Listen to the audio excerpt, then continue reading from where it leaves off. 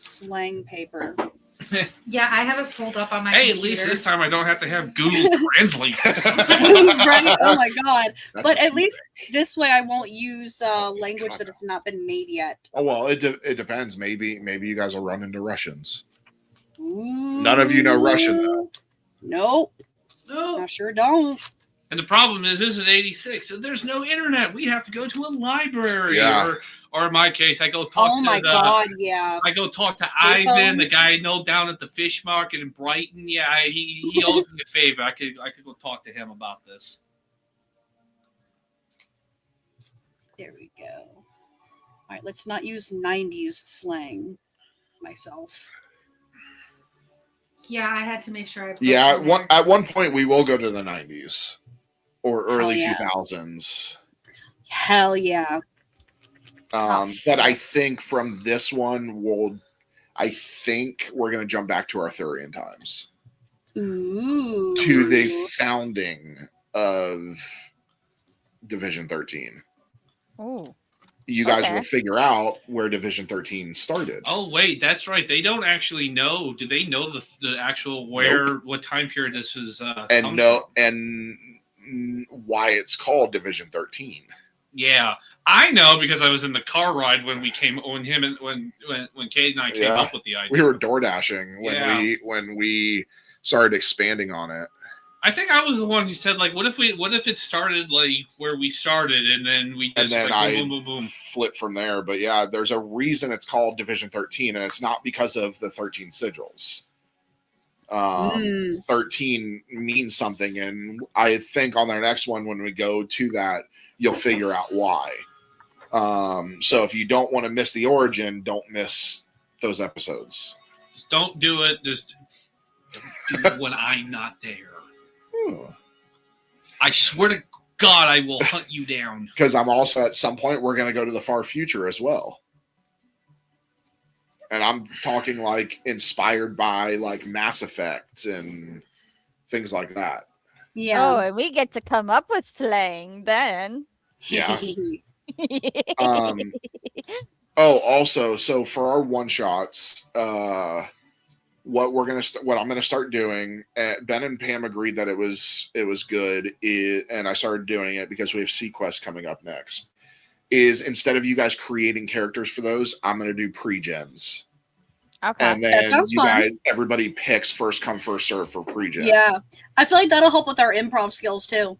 It will, as well as not having to worry about building a character that you're only going to use once.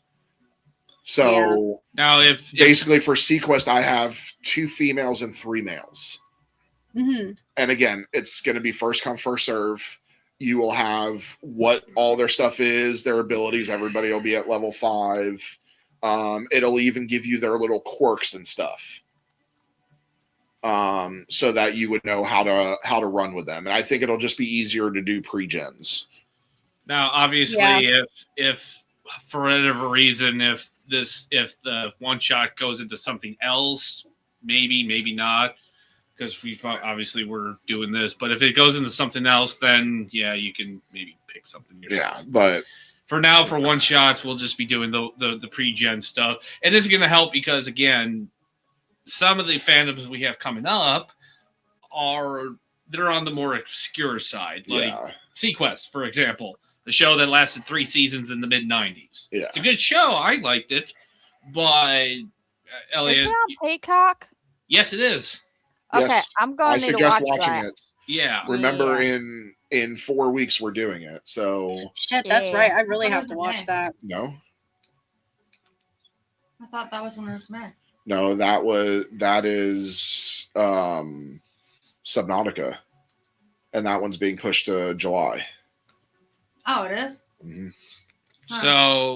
So stuff like that. I think the pre-gen characters will work.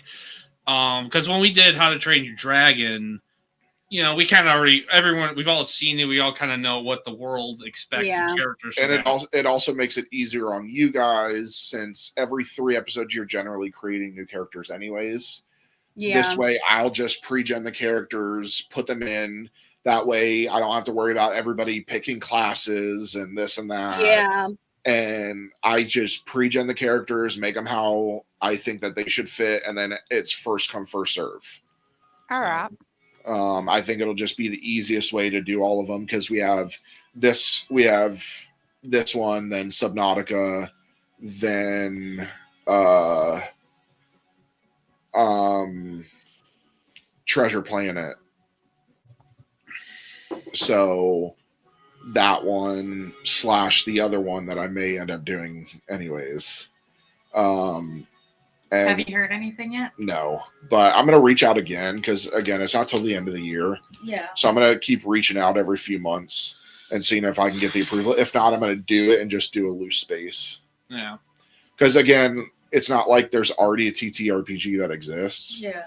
And if we don't include the characters, Or like the location. I mean, you can technically include the location. It's not like I'm trying to publish anything with this. Yeah. We're just using it as a setting.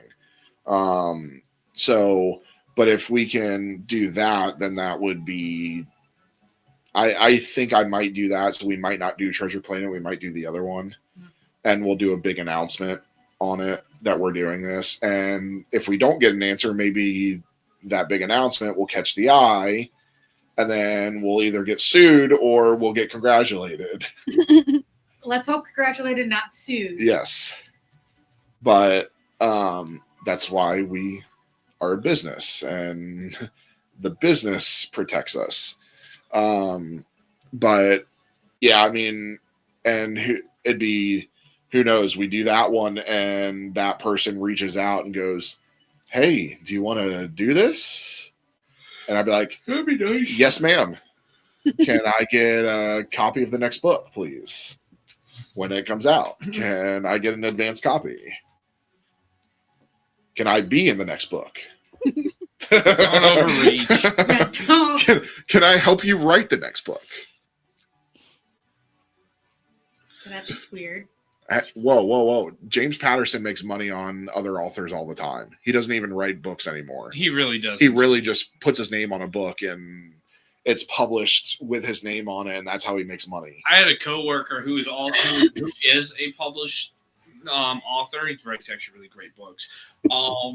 He has what I can only describe as a pure, unadulterated hate of James Patterson. Like, I really genuinely feel if they had met, my old coworker probably would have just started beating on James Patterson, and he would not know what the hell is going on. Like, why do you hate me?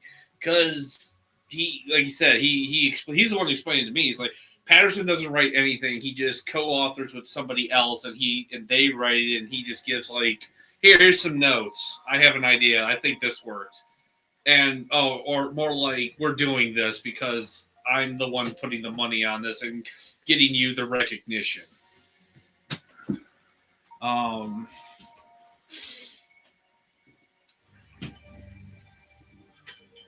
But yeah, James Patterson doesn't really do any of his own stuff now. No, He just puts his name on stuff and goes from there. reaps the benefits. Maybe writes one page or two or a chapter, and that's it. Yeah. Anytime you see people that they're writing with a big author, it's usually the small author doing it and the big author going, "Okay, here," signing off. But yeah, so hopefully we can. I think we're gonna change to that, and hopefully we'll do that. We'll announce it later on, closer to, and see if we can pull that fan base, because that's a big fan base. Yep, it definitely That's a is. massive fan base. Me being one of them. Hi. Ben still needs to read the books. Okay. I need to finish reading the books. Like I've read the first one and I started the second one, So but my brain is doing the brain thing where it's just like I read the I need the first audio. one. I read the first one in 2 weeks. Then the second one I read in a day. Jesus. And then the third one I pushed out because I didn't want to wait so long in between the third and fourth book. And then finally I was like, you know what, fuck it, I need to finish this. So I finished it last month. And then it left on such a big cliffhanger that I was pissed. And now we find out that the next book's is currently being written. So yeah, I mean they're well written books. They really are, and I thoroughly enjoyed. We're trying to keep the books. Yeah, general Tripled Up. secrets. We can't talk about these books because it's going to be a one shot that we're doing, and I want to wait to announce it. But I will. Well, I guess there's a lot of books about dragons, so I'll just say it's a dragon series. There's so many. Yeah. There's a ton. I mean, there really is. Now that I actually think about it, dragons are popular. Everyone I loves have a dragons. few different series of dragons, and I'm just like, yeah, I know. Because Speaking of secrets, Kate, if you look at the Discord, I put something there that I just had an idea to do.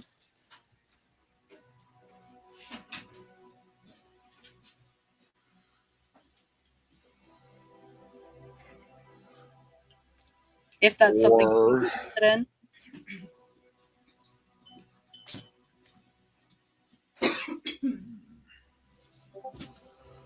Or I could do that. Or that one of those two. Yeah.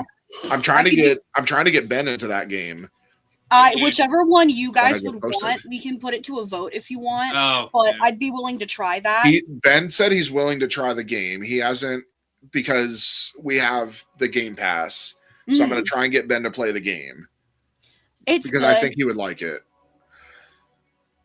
I haven't really played either of them. I think I played more of the And I honestly, one than- Elliot, I think the second one has a lot more lore because there's been books and stuff now. Yeah. So, See, I just haven't read any of those books yet. but I know think there's a TTRPG for that one, I think.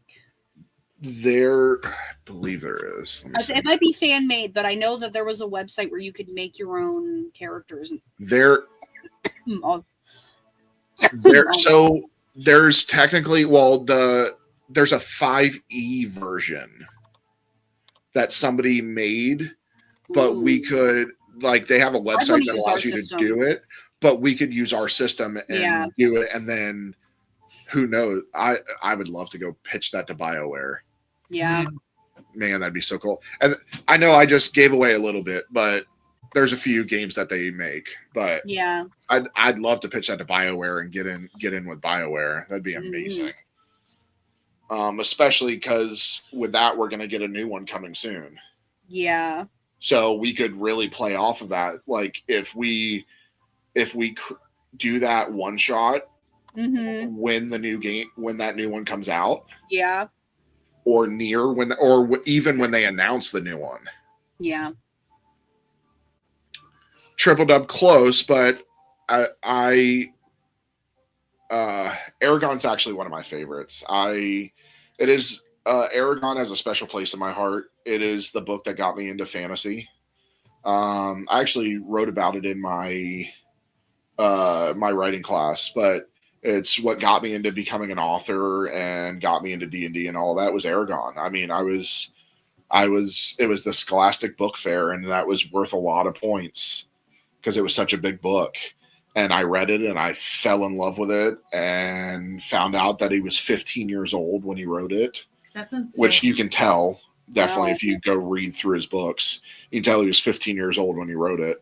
But Christopher Paolini's an amazing writer. And I fell in love with the Aragon books, went on to read. I have the entire series, including Murtaugh, which I haven't read yet, because I'm going to go back and reread the entire thing before I read Murtaugh.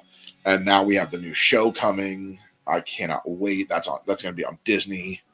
I know my favorite dragon author is Ava Richardson. She's not as well known as the Aragon series, but she has a very extensive amount of series featuring dragons, and it can be everything. It's all kinds of dragon adventures you can think of. I like it. I like her. She's my favorite dragon author. All right, here we go.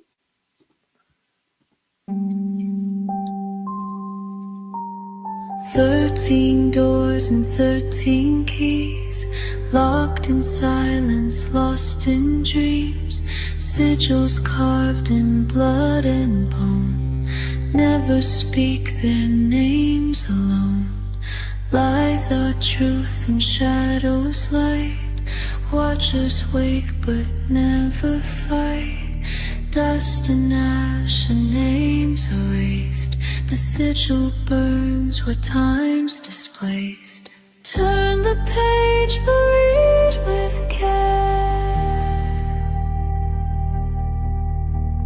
What's forgotten waits down there. 13 marks upon the skin. Once it starts, it crawls within.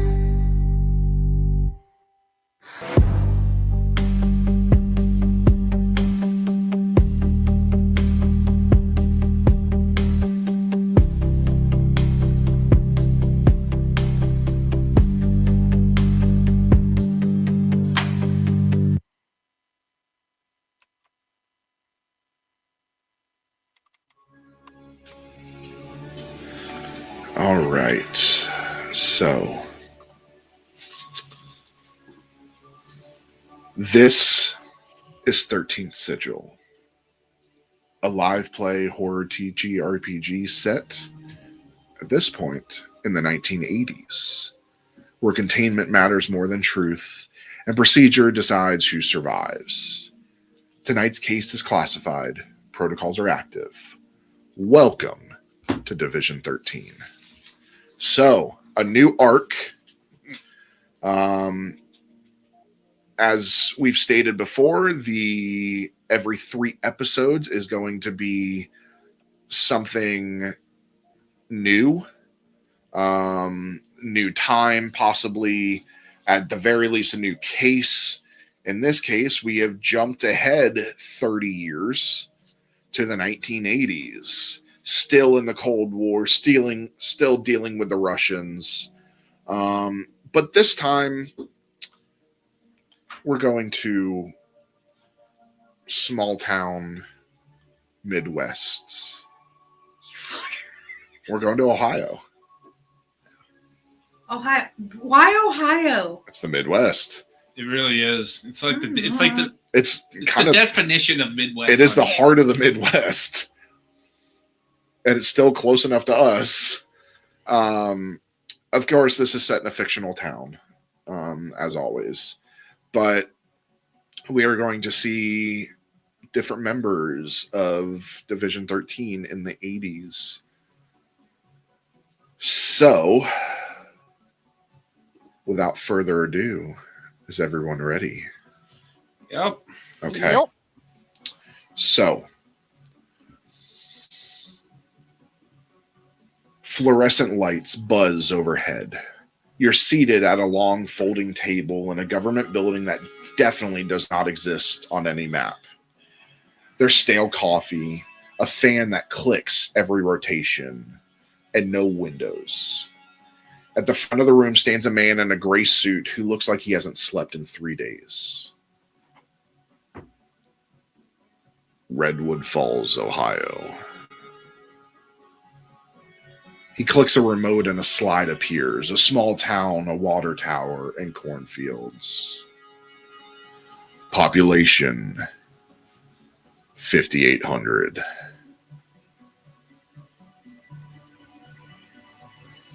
One behavioral therapist missing. A 7-second tone broadcasting from a local AM station at exactly 2:13 a.m. for the last 11 nights. The Pentagon is calling it Soviet interference. We are not. And he begins to walk slowly in front of you. No visible breach, no confirmed entity, no ritual markings. But we are seeing pattern convergence. Another slide pops up, and you begin to see children's drawings.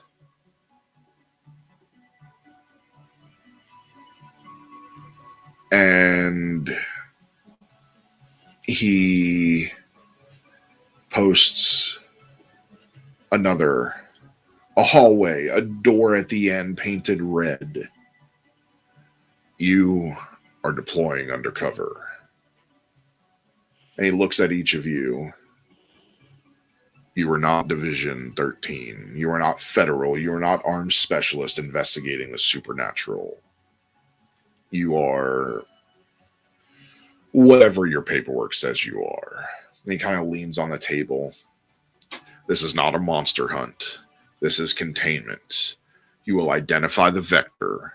You will determine if exposure spreads through media. You will confiscate anomalous recordings, and you will not review any recovered media more than once without supervision. And the projector flickers for a moment, and that image glitches, and the red door appears slightly closer. If you hear the tone, do not listen to it alone. And he clicks off the projector, and the room goes dim except for a fluorescent hum. Wheels up in 3 hours. Welcome to Ohio. As he hands out everybody's cover identities.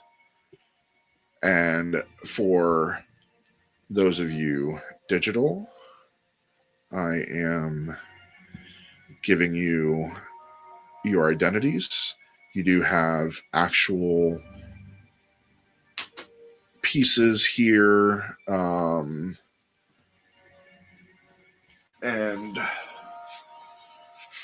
for the two of you, this should be the right ones. And what we will do is before we go wheels up, we will tell who you are, as much small information as you would like, but then we will also go over your cover identities. So, let's start with Tiffany. Yes. Would you like to tell us about Tiffany, but also about Tiffany's cover identity? All right. Tiffany is, she has blonde hair, very tightly curly permed. She has, hazily brown eyes, wears a lot of bright colors, whole bunch of patchwork on top with like, little pieces of, mechanics that she's put together. She's always carrying her guns around. And she likes to invent things, especially things that go boom. And her cover identity is that she is a contractor. I haven't been able to read past that yet. But same name cover-wise. And let's see. I believe that's it. Okay. Vinny. How you doing? I'm Vinny. Vinny Moretti. About 6 foot tall, slick back hair, always looking sharp. Italian, brown eyes. Grew up in Brooklyn, near Benhurst. What do I do? Well, you know, I work for the union. You know, yeah, the union. Work for Scaparetti. Yeah. Collecting dues and charitable donations to worthwhile causes, and just, you know, my mom thinks I'm an angel. Tell us about your cover identity. Being the only one that has a changed name. You really gave me you made me more of a stiff. Why don't you? I'm regional risk assessment consultant for Mid-Atlantic Insurance and Liability Group. So you gotta get an assessment on how much coverage you need or anything. I'm your guy. I made him an insurance salesman. Listen, it was a lucrative job back in the 80s. Yeah. They went door to whatever door. you say. Yeah, sure, whatever you say, pal. All right. Kit.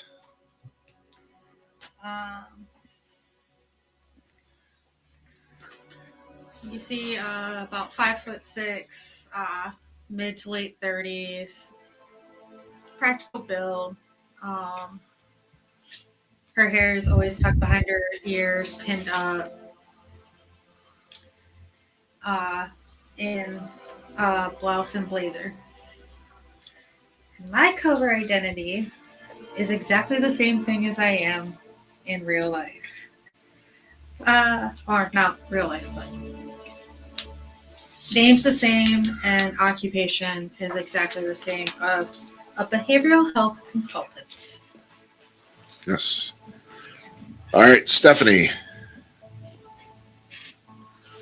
All right. I'm Stephanie Miller. I am. Why did that move? Oh, hold on. Give me one quick moment. I'm looking at my cover identity and whatnot. Wait, why is that? Oh, that's why. Stephanie Miller, former military, recruited after first deployment.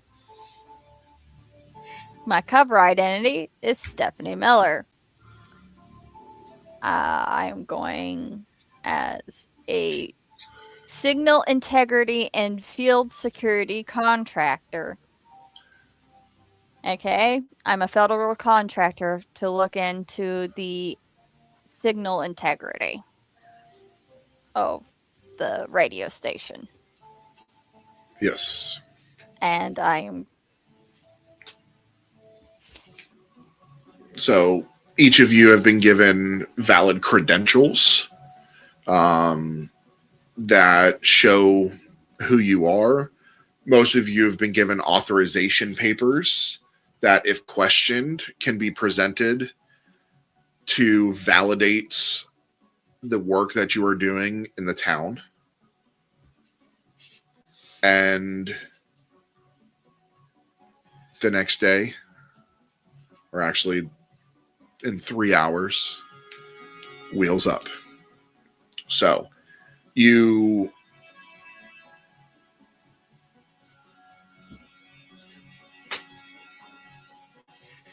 end up heading to Redwood Falls, Ohio.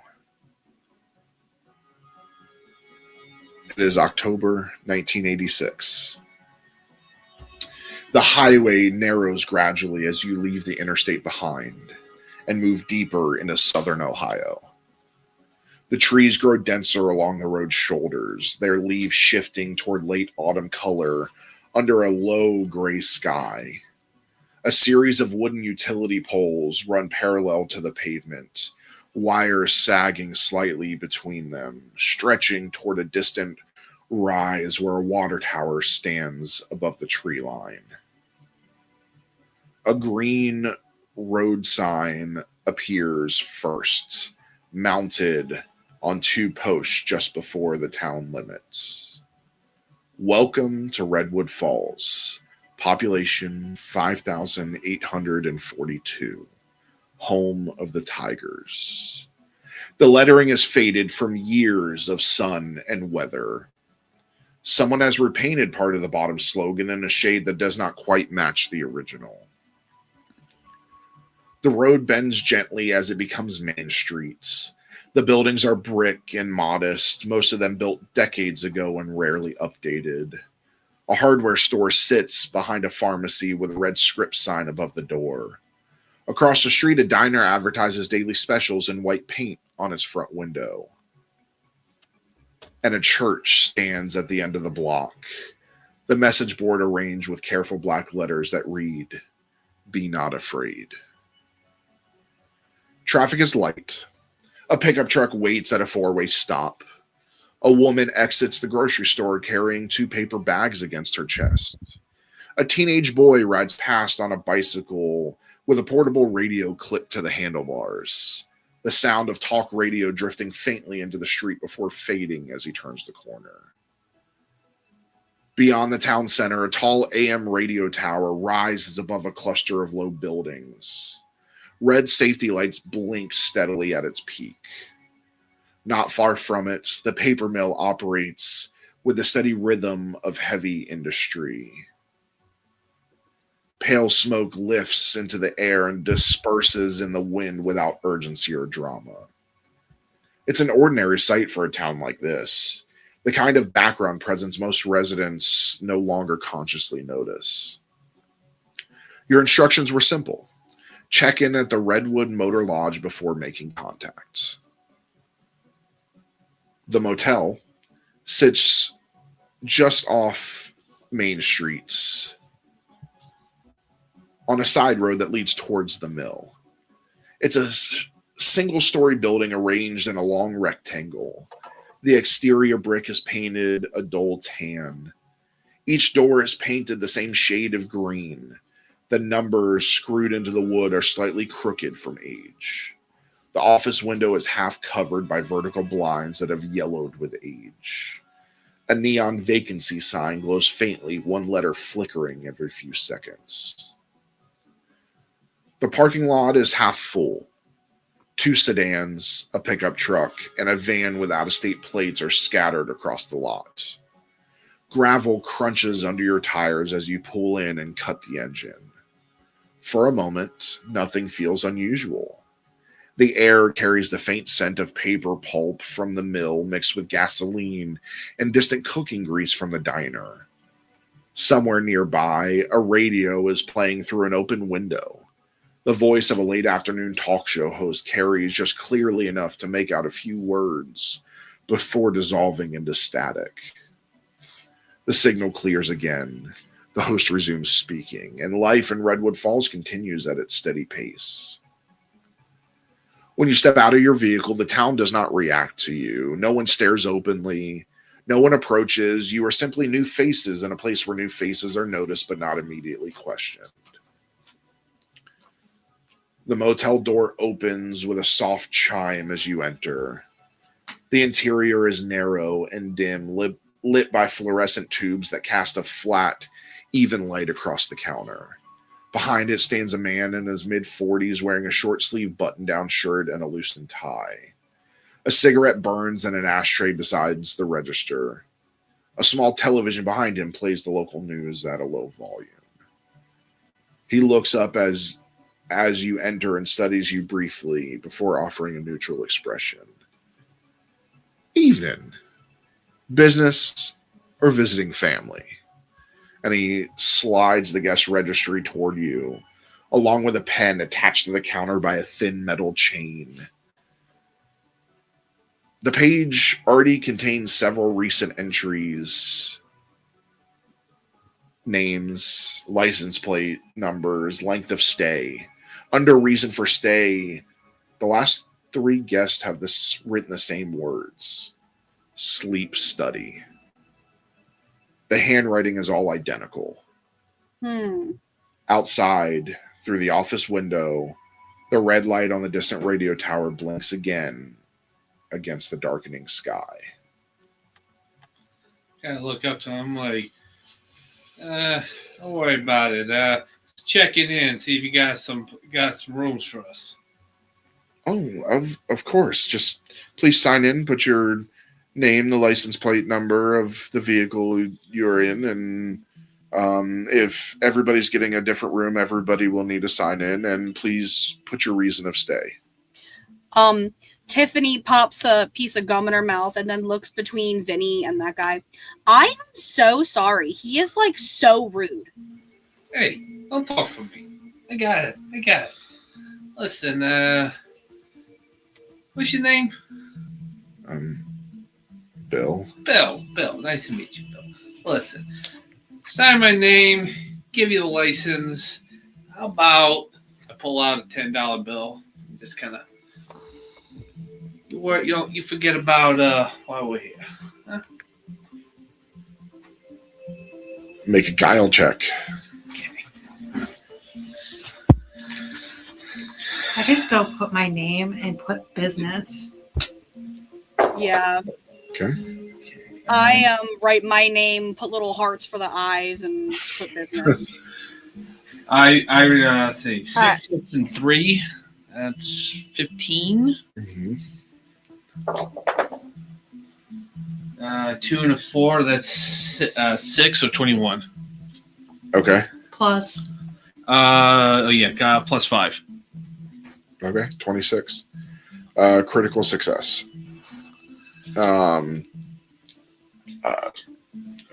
Okay. He just takes the money and puts it in his pocket. I know I like you, Bill. So, I mean, you could have just put no comment, but thanks for the $10. I know he's always got to be so extra. Anyway. So, I'm going to put my name and just say business. So, Bill, any good place to get a bite to eat around here? We've got the diner just down the street. It's not the only place around here. Really a one-horse town around here, huh? Yeah, I mean, we're pretty small.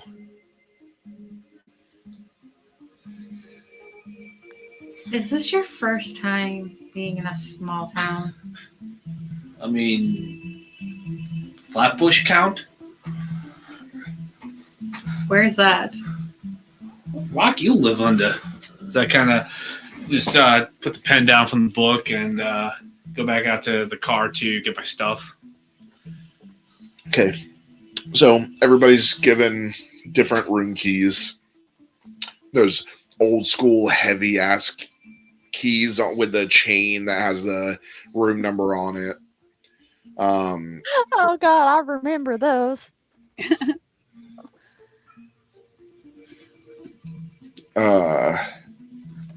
Everybody else going out to get their stuff. Yeah. I'm gonna try to make Vinny get my stuff. I pull out my suitcase and I'm about to close the hood and I see Oh Tip. wait, actually, can you grab mine too? Oh, I look like a doorman? You're the man. Oh, I thought all you dames were all liberated and stuff like that. You can't get your own bag? So I kind of walk away. Don't make me Wow. shoot you already. Yeah, Remember that when you asked me for a favor. All right, you know what? Because I'm a generous guy, I go back over to the thing and I pull this ridiculously heavy suitcase. What the hell you got in here, rocks? A lot of guns. I kind of go over quietly. I'm like, how about you keep that to yourself, huh? Well, you passed. Don't be fucking announcing. What is this town around. anti-American? I can't have any guns. No, swear to God, dizzy things. As I kind of go I'm over. just grabbing my bag, shaking my head. I'm just like, I look at Stephanie. my team. What the hell This did is my this? team. Did we get into? I don't know. I really don't know. And I pick up my suitcase and head to my room and just go in and shut the door and reread my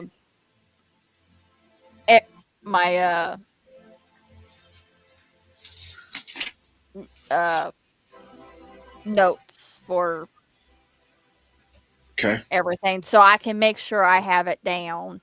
Okay. So the key turns stiffly in the lock and the door opens with a slight drag against the carpet. Each of you steps into a room that's identical to the others, as though the building was designed once and never reconsidered. The first thing you notice is the smell. It's not unpleasant, but it's layered. old carpet cleaner, cigarette smoke that never fully left, and something faintly chemical beneath it. Air conditioner beneath the window hums steadily, its vent rattling every few seconds as it pushes out air that is neither fully warm nor fully cold. And that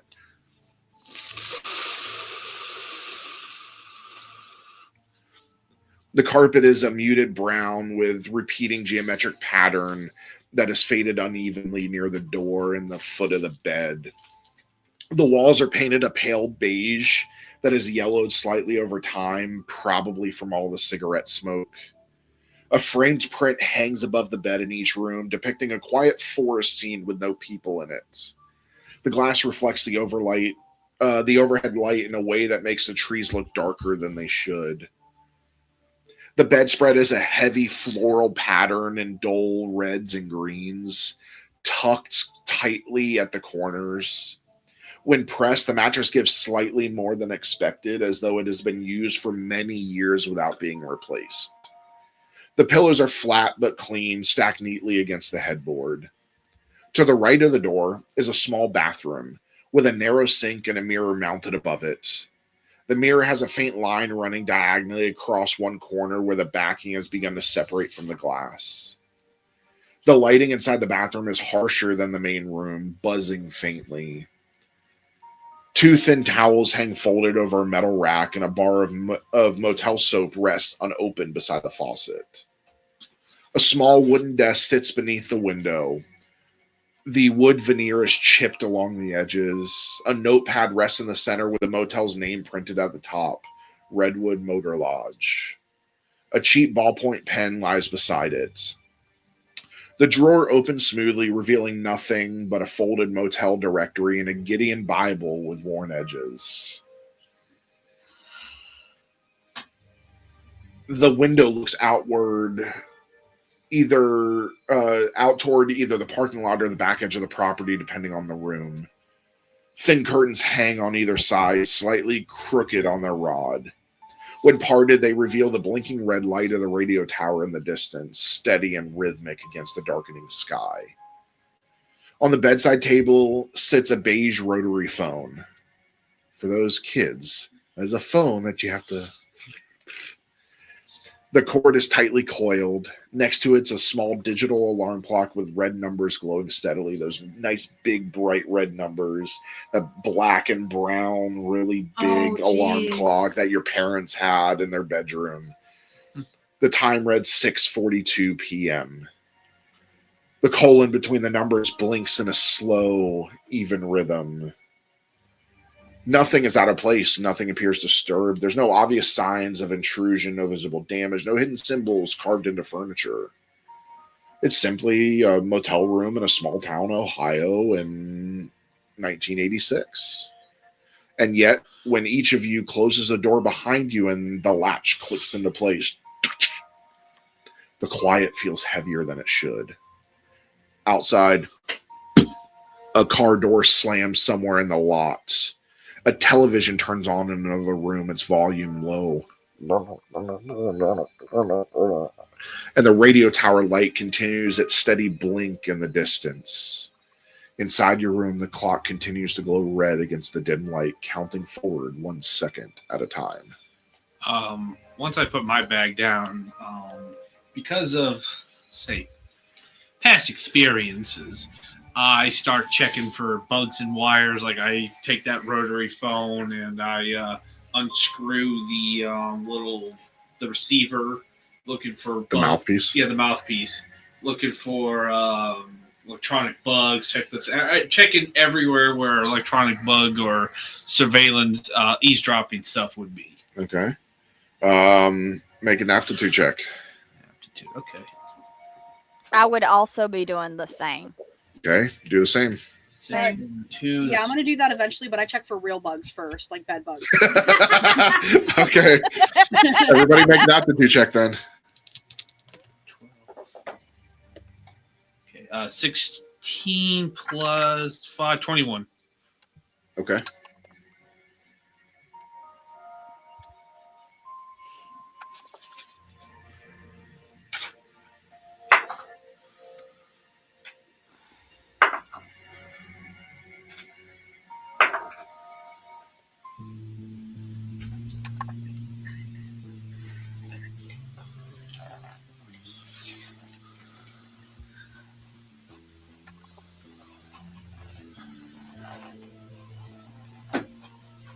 This is cool music.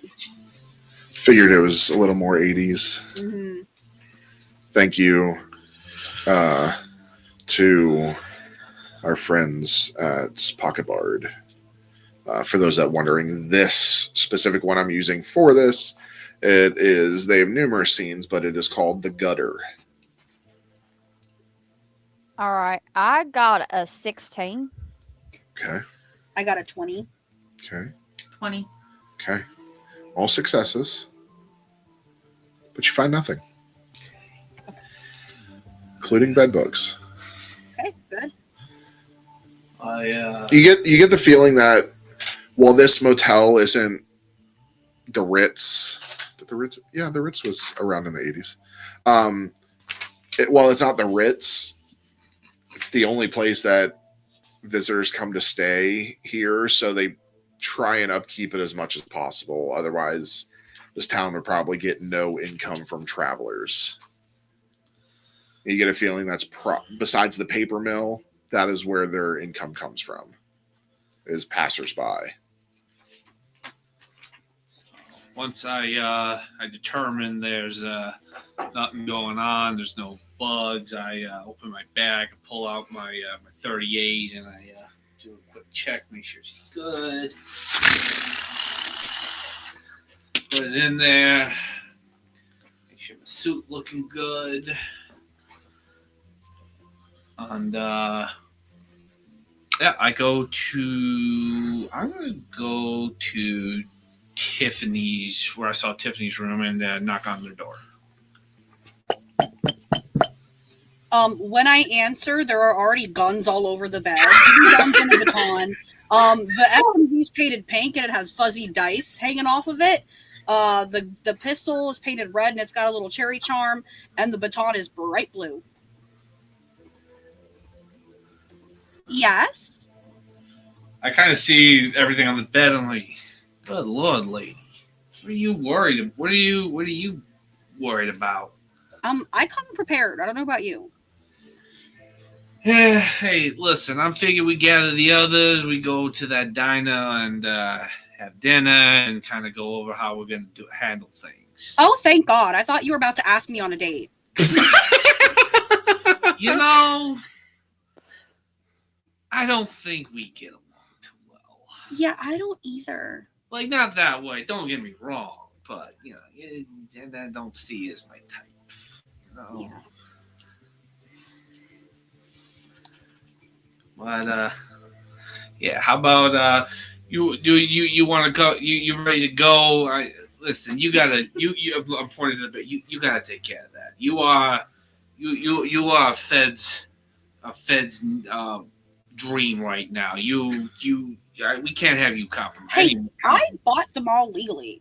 I don't know what you're thinking. In this state? Did you do it in this state? Because I'm pretty sure you can't take those past state lines. It's a good point. I'll put them in the closet. Yeah, I guess that'll work. 'Cause I just unconsciously tap my my 30. That's in my waistcoat. That's in my waistcoat holster. Okay. If you're bringing your pistol, I'm bringing mine. Listen, just keep it out of sight, all right? We don't need to be scaring the natives. Do I look like I'm new at this? You know, I'm just not saying anything. Okay.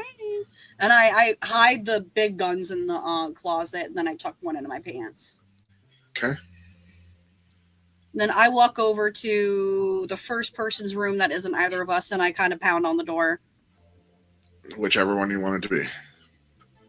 Let's say Kit. Okay. And you just hear smack, smack, smack, and then like the loud chewing of gum. Knowing exactly who this is, I look through the peephole. What? Okay. I thought we were friends. Can you open the door, please? I open the door. Please tell me he's not. As I open the door and see Vinny. I'm not. He's not what? Anyways, we're gonna go to dinner. You coming? So grab everybody. Vinny's. I don't do Vincent three is ways. staying. I don't do 3-ways. Oh, What is up with you? What is up with you people these days? Jeez, we're trying to strategize here. okay. I might swing that way, but you're not my type. Go back to Brooklyn. All right, let me go grab my stuff and I'll meet you out by the cars. Okay.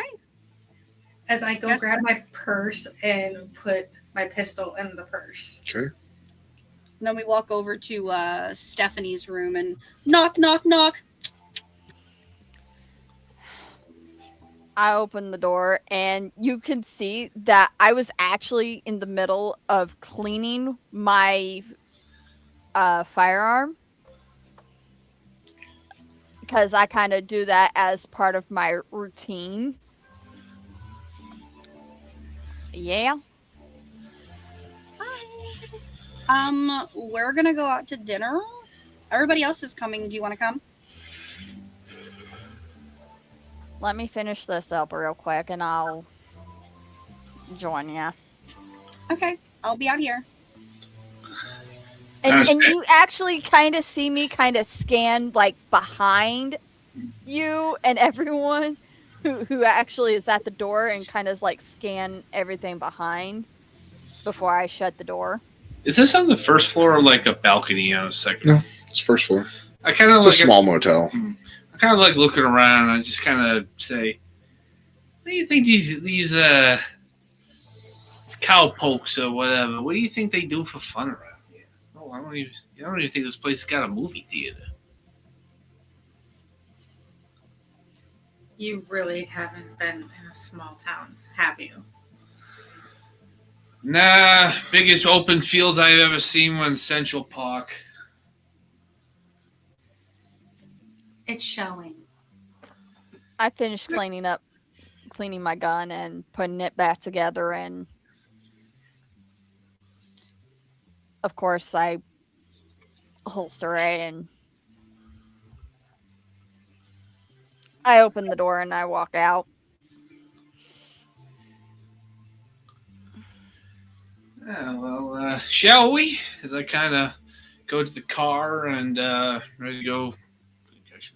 Could we have walked to the diner? Yeah, I mean, you're not that far from Main Street, which is where the diner is. I kind of look down the road. I see the diner. And I'm like, we want to walk, or you ladies want to be chauffeur? Either sounds fine to me, but if we're getting in the car, I call shotgun. Honestly, I prefer to walk. Yeah, let's walk. Use the exercise. So I kind of fall in step with the others. Okay. So when you step back outside, the air is cooled noticeably. The sky is deepening toward evening, the last of the light settling low behind the tree line. The parking lot at the motel is quiet except for the distant hum of traffic from the highway and the occasional metallic pop from a cooling engine. Main Street is only a short walk away. The sidewalks are cracked in places but swept clean. Storefront windows reflect the streetlights as they flicker on one by one. Most of the shops are already closed, their interiors dark, but a few lights remain on in the pharmacy and the hardware store. The radio tower's red light continues blinking beyond the buildings, visible whenever the view opens between rooftops. The diner sits near the center of the block, its sign mounted on a metal pole that leans slightly toward the street. The neon outline of a coffee cup glows orange through one section of the tubing flickers intermittently. The painted words on the front window read, "Home cooking, breakfast all day, open until 9 p.m. When the door opens, a small bell above it rings softly. Inside, the space is narrow but warm. The lighting is softer than the motel, cast from dome fixtures along the ceiling and a row of small lamps mounted above the counter. Red vinyl booths line one wall, their seats slightly cracked along the seams. Opposite them runs a long counter with fixed stools bolted to the floor. The counter surface is laminates patterned to resemble stone, worn smooth in places where elbows have rested for years. The smell of coffee is constant and strong. Underneath it is frying oil, bacon grease, and something sweet, possibly pie, cooling near the back. A chalkboard near the kitchen doorway lists the evening specials in careful handwriting: meatloaf with mashed potatoes, chicken fried steak, and a bowl of chili.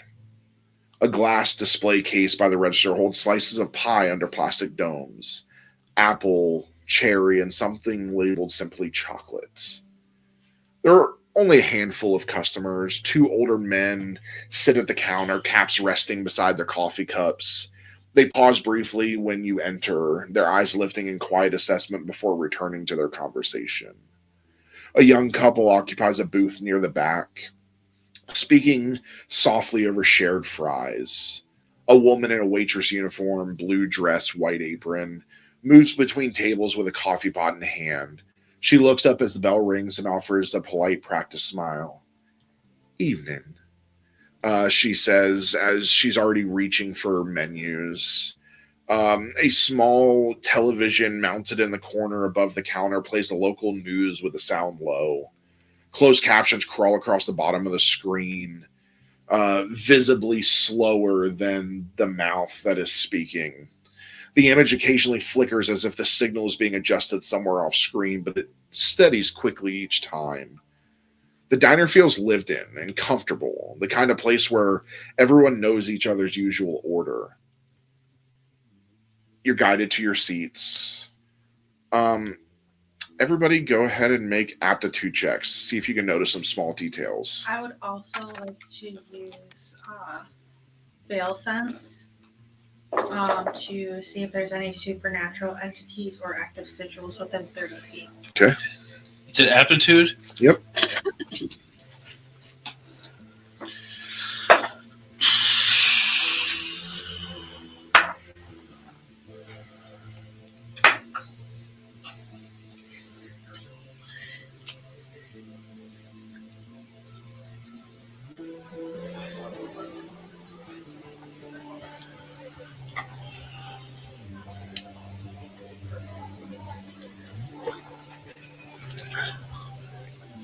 Tiffany.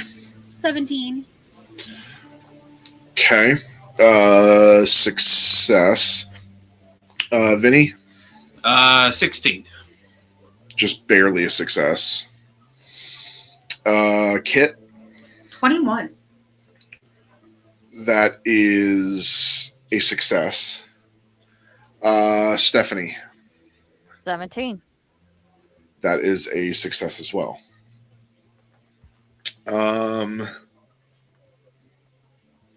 So you don't sense anything, but you guys see a stack of local newspapers near the door. The headline mentions concerns about foreign interference in regional broadcasts. A short column references sleep-related disturbances being investigated as stress-related phenomena. On the counter near the register sits a portable radio tuned to the local AM station. It plays quietly behind the sound of plates and silverware. The host is discussing farm subsidize and upcoming weather patterns in an even, steady tone. For now, nothing feels overtly wrong. You're poured coffee, and you can feel the coffee's hot. The floor's clean. The conversations are ordinary. And she sets the mugs down, pours the coffee. "Where are y'all visiting from?" I kind of look up and I'm like, out of town. Oh, my hometown in Wisconsin. I'm just here on some business.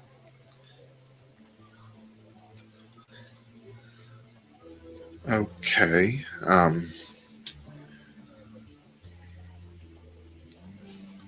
Well, what can I get y'all to eat? You can see our specials up there on the board. You're going to kill me for this one. I'll take some of the chili. And then can I do a slice of that apple pie with some cheese on the side?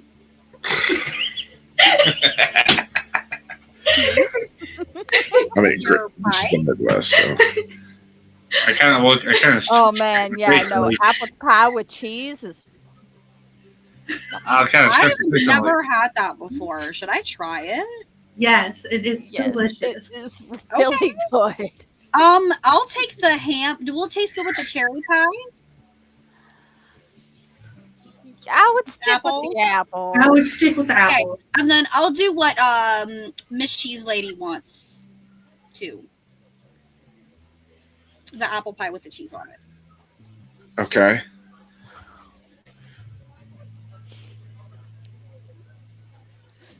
I think I'll take your meatloaf with some of that mashed potatoes, if you don't mind. All right.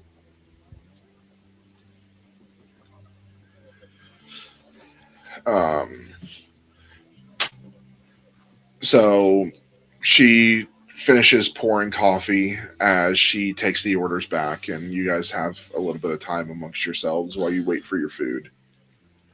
So I kind of scan over as to make sure there's nobody visibly eavesdropping. There's no one really around.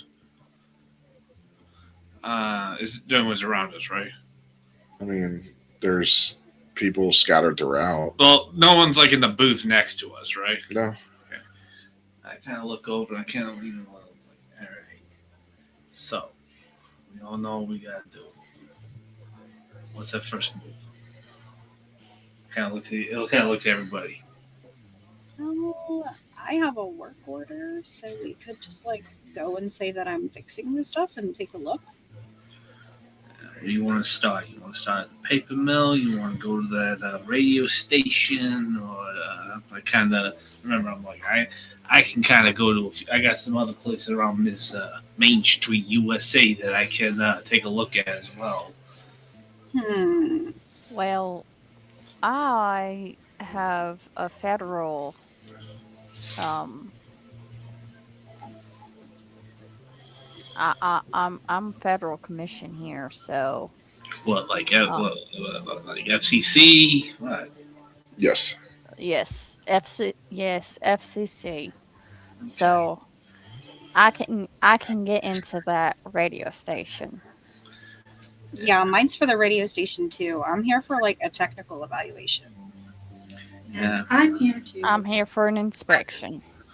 I'm. patient records. I guess I'm here to do a risk assessment, following all these some irregular activities. But yeah, I pretty much can get in there. Maybe we try the radio station. We bullshit our way in. See why they're We're getting. bullshitting our way in when we have to. Is this your first assignment? What do you care? I look directly at yeah. Stephanie and just shake my head. What? And I give that look of, oh dear God, we are fucked. This is FUBAR. What?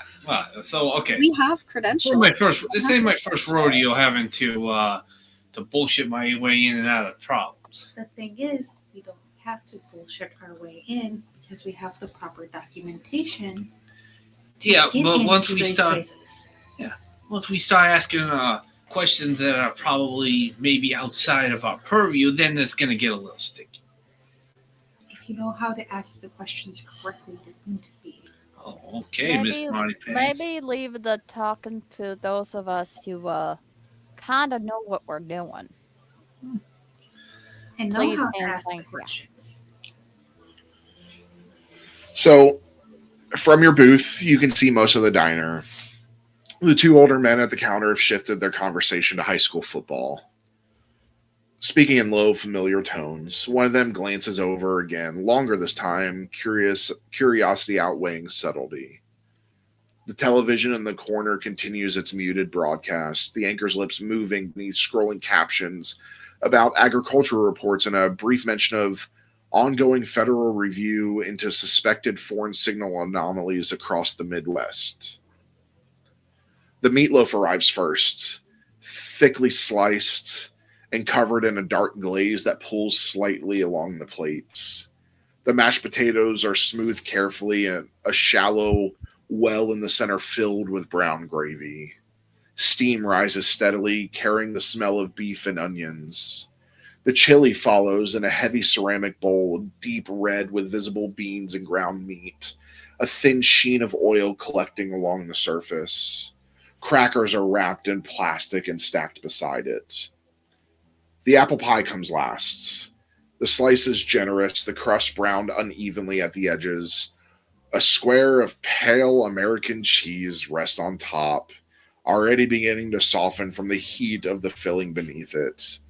The waitress sets it down with a small nod as though this is an entirely normal request, which here it is. It's the Midwest. You know that I had to do it just to fuck with you. The radio behind the counter continues to murmur. The host laughs lightly at something off mic before transitioning into local advertisement for farm equipment. The signal wavers briefly, the sound thinning for half a second before returning to clarity, and no one reacts. Outside the front windows, Main Street grows darker. The streetlights cast a yellow wash across the pavement. A pickup truck rolls slowly past, its headlights sweeping across the diner interior before disappearing down the block. At the counter, one of the older men says quietly, "Hey, you hear about Morrow's place?" And the other guy grunts in response, too low to catch clearly over the clink of silverware. The waitress passes again with the coffee pot and asks, "Everything tastes all right?" Delicious, thank you. Absolutely.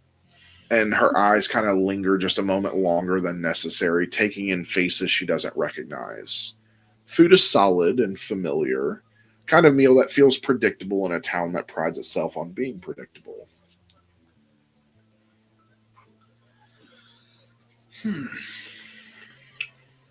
So I finish up, just finishing it up, and I'll kind of look to the others. I'm like, so tomorrow morning we hit the radio station, see what's up, go from there.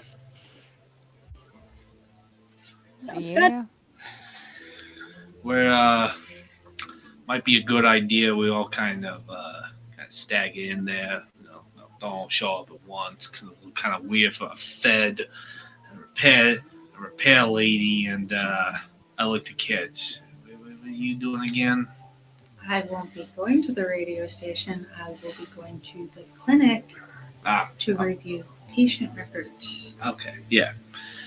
You sure? Do you want me to go with you on that? No. Okay. Suit yourself. His job is designed to go there. Does insurance. He's reviewing insurance records for the patients. So what is it that you're doing? I was like, what, you told me? Yeah. Well, I don't know. Whoever the powers that be gave me the straight stiff job. It looks like I'm doing a risk assessment for some bullshit insurance stuff. That's So kind of, what type of insurance? I don't know. Just Mid-Atlantic Insurance and Liability Group. Listen, I'm usually on the other end of these insurance claims. Okay, so I'm the one causing the insurance claims. Are we talking health insurance? listen. You know what I know. This is why I say we gotta maybe bullshit a little. Okay. It's kind of in the name. It says Regional Risk Assessment Consultant, Mid-Atlantic Insurance and Liability Group. That could be anything. Liability Insurance and liability. Yeah. I literally have two of you designed to go to the radio station to figure out the signals, and two of you designed to deal with the people in the sleep study. It sounds like you're going with her, and I point at Kit. Yeah, probably a good idea. You will listen, and you won't bullshit. Whatever you say. You're the boss. So I finish up my mashed I potatoes. mean, at least he does sound like a sleazy insurance man. That's what I'm afraid of. Yeah, you sound like a shit kicky bum there. Where you from? Supposed to be from anyway? Me? Oh, not you. I kind of point to Stephanie. I put my hand on Stephanie's forearm. Because you would know the look of a.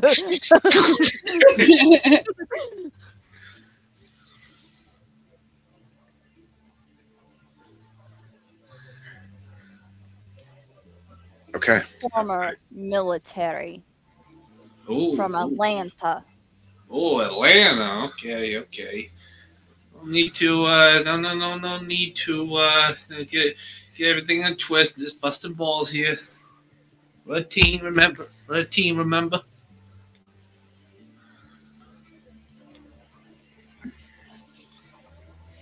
I look to Kit and I go, I wish you all the luck in the world with this one because he is. I think that's why they put him with me. It's because I do have the patience of a saint. He's got rocks where God should have put a brain. Tiffany busts out laughing.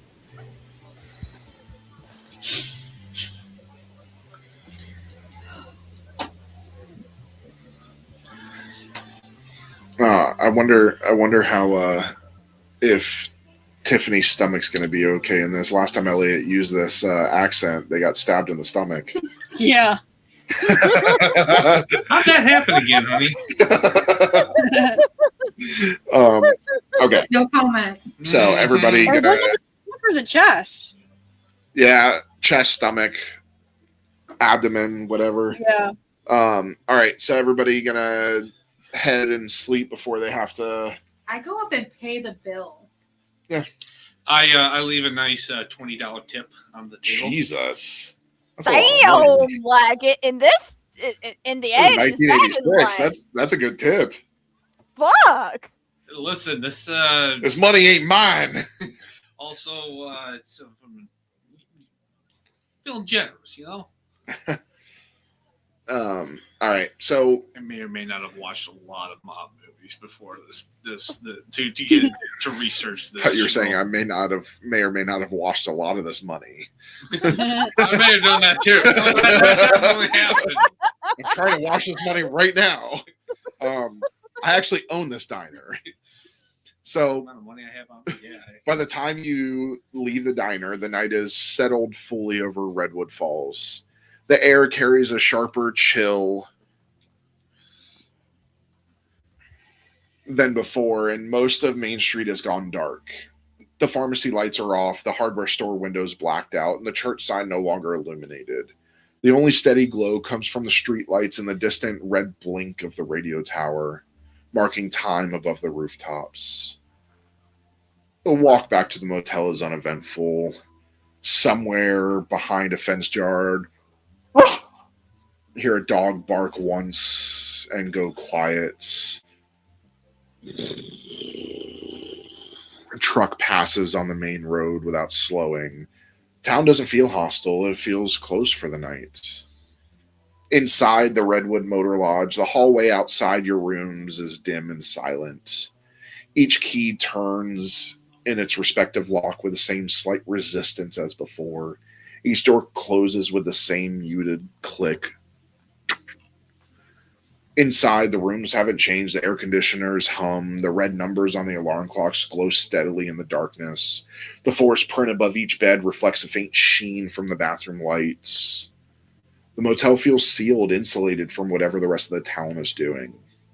And one by one, you settle in. I'm going to use Veil Sense one more time to see if I sense anything. I think. Eventually, Oh, sorry. I was going to set my alarm for a little bit earlier so that I can construct a prototype in the morning. okay. I just go to bed. Okay. I make sure my gun's under my pillow, but yeah, I go to sleep.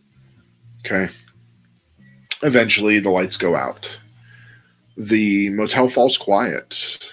Hours pass. The digital clock reads 2:12 a.m. In each room, the red numbers shift to 2:13. At first, there's no dramatic interruption. The air conditioner continues its low mechanical hum. Somewhere outside, wind moves lightly across the parking lot. A car passes on the distant highway. Then, almost imperceptibly, the sound changes. The hum flattens. Not louder, not distorted, just thinner. The bedside alarm clock display flickers once. The red digits dim for a fraction of a second before stabilizing. And then from somewhere that does not feel directional, a tone begins. It's steady and clean, neither high nor low enough to be immediately painful. It doesn't blare, it just exists, filling the space in a way that makes it impossible to ignore.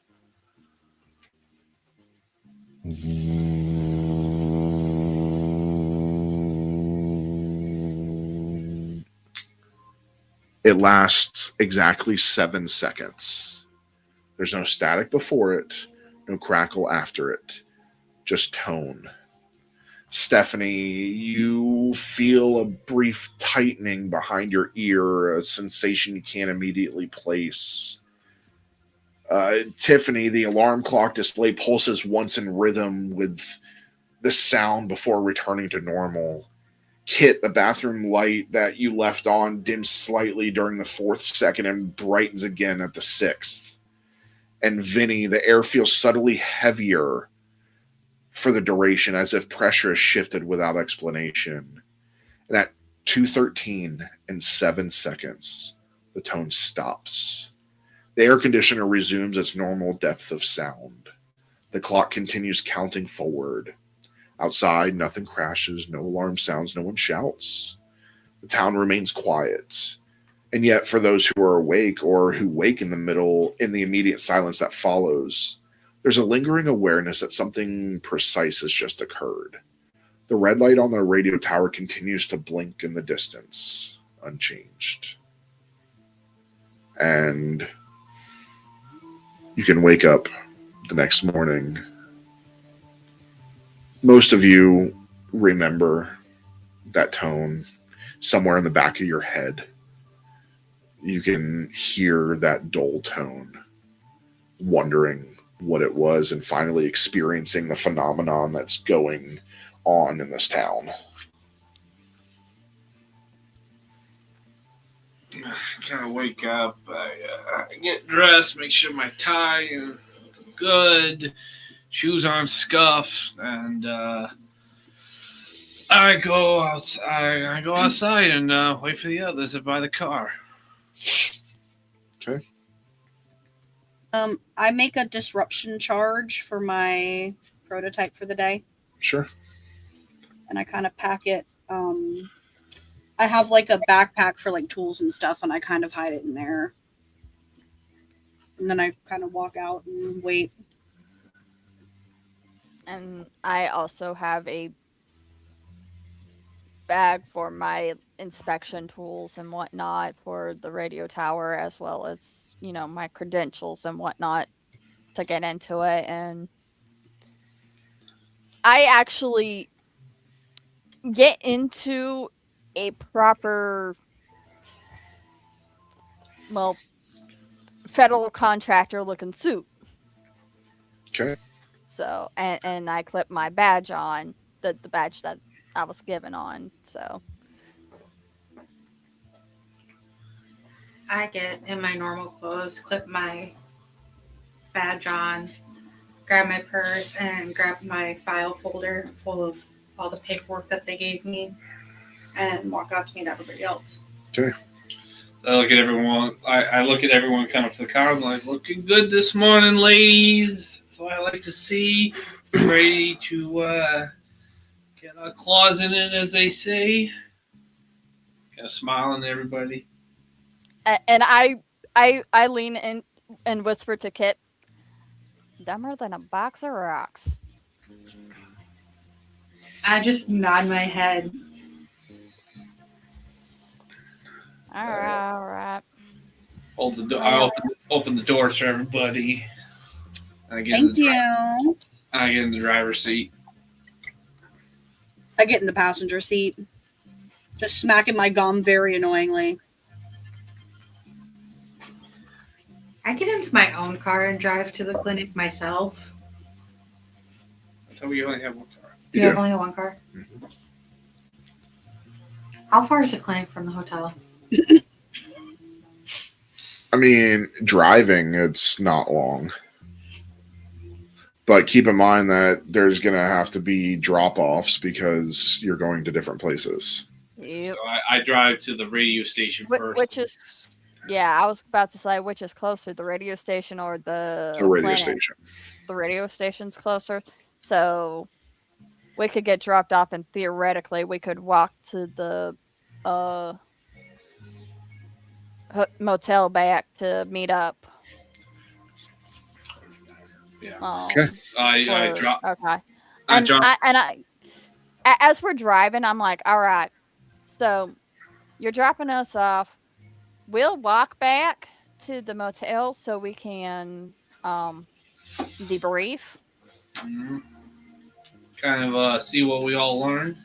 Yeah, Okay. that's what debrief means. I know what it means. I'm just saying.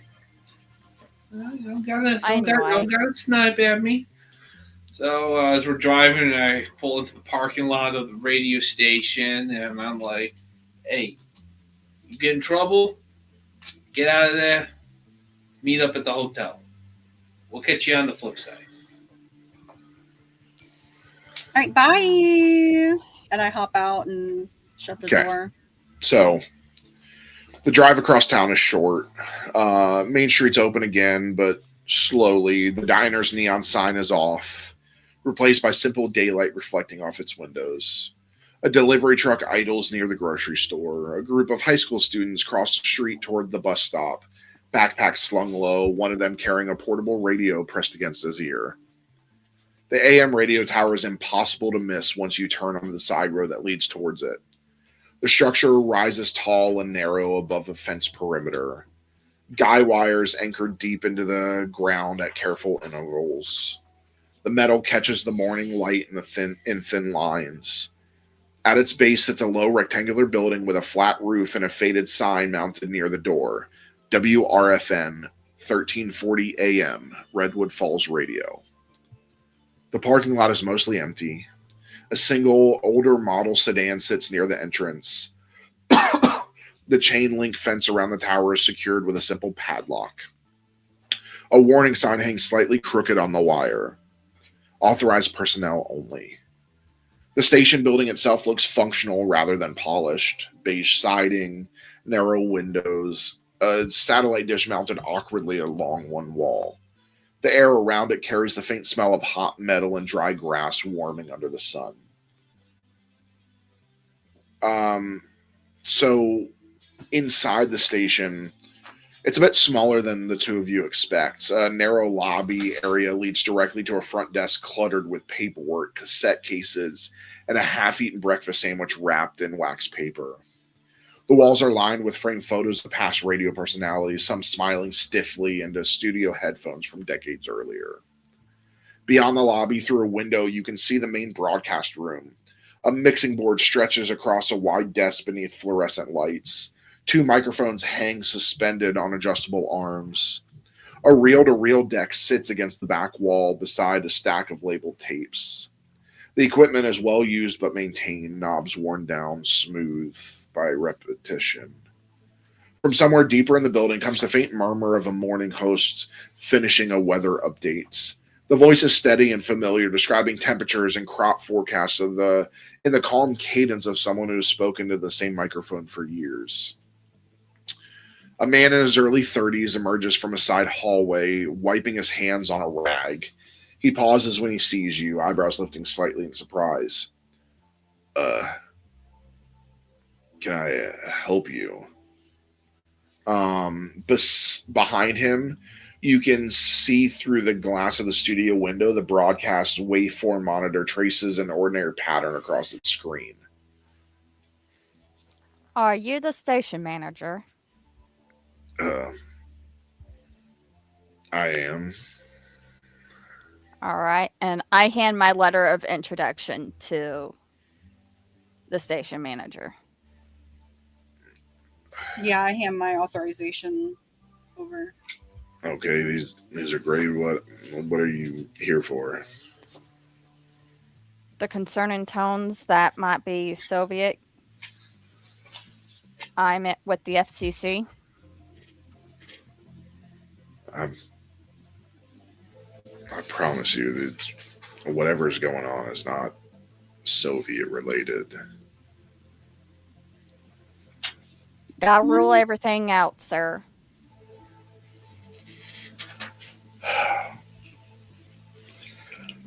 All right, give me a minute. Talk amongst yourselves. I need to go talk to the DJ. Okay. All And right. he walks back to the back.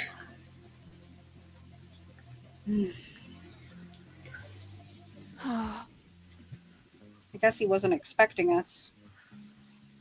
Unfortunately, that kind of happens sometimes. I kind of look around the room, seeing if I can see anything interesting. All you see really are those pictures, some various paperwork spread across the desk, and it's just like applications for being a DJ and people trying to get their businesses advertised, things like that. Okay. And just kind of like lean against the wall and wait.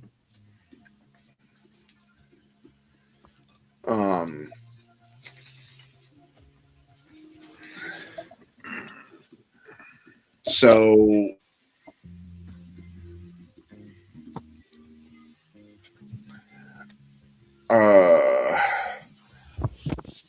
after a little bit of time, he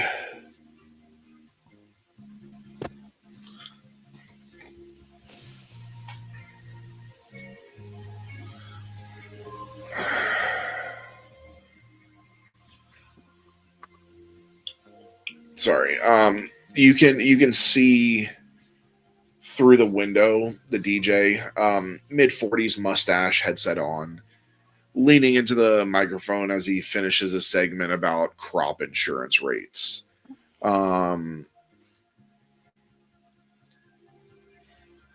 You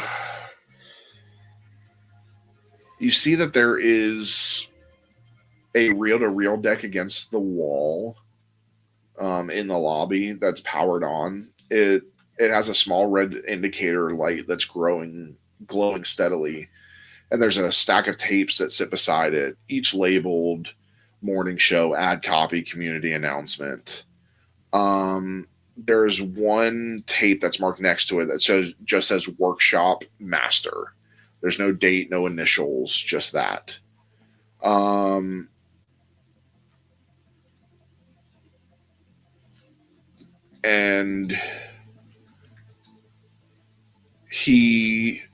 it takes him 10 minutes or so. He reappears. There's this professional politeness in his expression. That expression that people give when they've decided to cooperate but don't love the situation. All right. He hands you the letters back. Don's finishing up on the weather block. He'll wrap up in about 10 minutes. Told him you're with the FCC and you're checking for a signal bleed. He's not thrilled, but he understands. We just don't want anything. Can y'all stop sneezing, please? We just don't want anything strange during. We just don't want anything cutting in while he's live. Once he's off, you can take a look at whatever you need. And he hesitates for a second. We haven't noticed anything strange during the day. Everything that's been reported, that's been overnight after sign off. All right. Would it be possible for us to come back after our initial check to check during the night? I mean, we sign off at midnight most nights. There's automated rotation after that until 5. Farm reports, pre-recorded segments, station ID loop, nothing complicated. Typical. I mean, we've reviewed the overnight logs every night this week, and there's no extra content in the queue, no foreign insertion, no unknown audio files. God I damn would it, like you to pers- people. If something's happening, it's not in the programming. Unfortunately, we still have to check everything because, well, you know. All right. Well, you can see for yourself once we're clear. Transmission room's in the back. Tower access is outside through the fence perimeter. And he kind of pauses again. There's been calls. People saying they heard something, a tone, middle of the night. But when we check the logs, there's nothing there. No spike, no drop, just dead air like it's supposed to be. I I don't know how you log something that doesn't exist. And then the commercial ends and you hear the DJ's voice return. You're listening to WRFN 1340 AM, Redwood Falls. Stay with us. And he looks at you. 10 minutes, then you've got full access. Okay. All right, we can wait. And I go and I take a seat because they usually have seating for. Yep.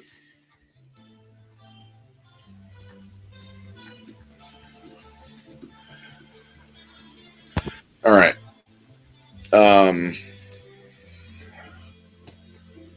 So the 10 minutes pass without interruption. The DJ finishes his segment clearly, his voice steady as he signs off the hour.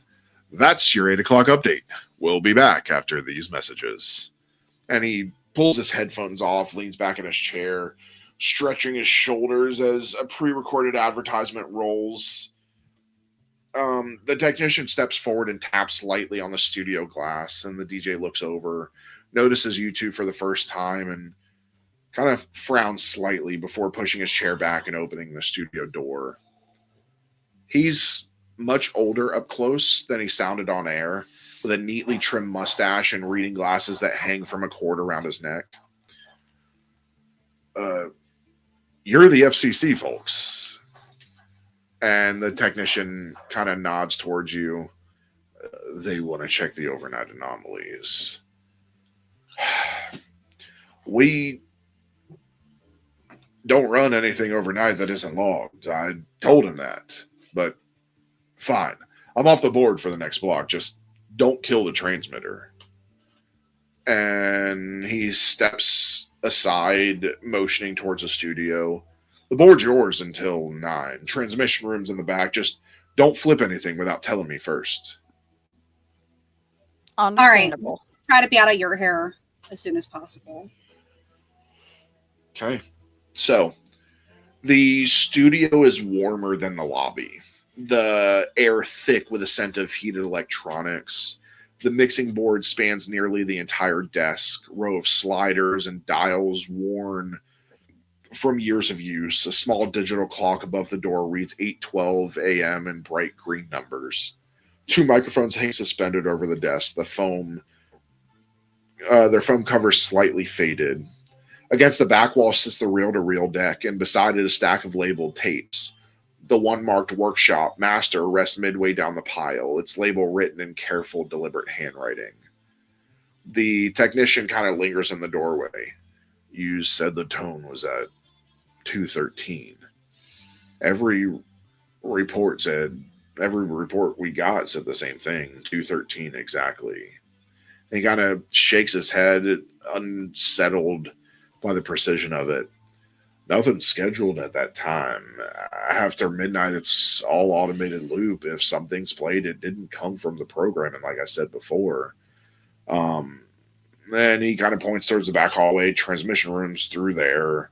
Tower feed runs straight out. If there's interference, that's where you'll see it. And the DJ kind of settles into a chair just outside the studio, arms crossed, watching with curiosity. All right.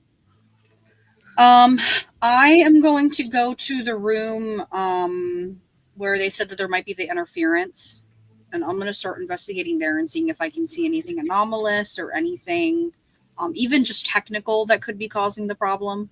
So the transmission room? Yeah. Okay. Transmission's back there, and he leads the way. Mind the step, floors dip a little near the storage closet. The hallway's narrow and painted the same off white as the lobby, but the air grows warmer as you move deeper into the building. The sound shifts a little bit too. The clean studio hum gives way to something lower and more constant, like it's the steady vibration of equipment that is constantly running. At the end of the hall, the technician opens this heavy metal door, and he uh, take and flicks on a light.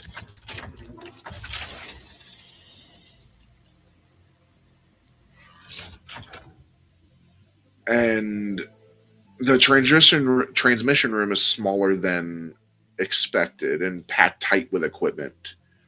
Racks of hardware line two walls, metal cabinets stacked with amplifiers, processors, and signal routing units.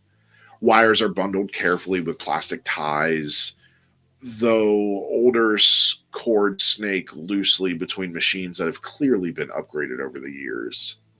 A large transmitter cabinet stands against the far wall, its front panels studded with analog gauges and indicator lights glowing green and amber.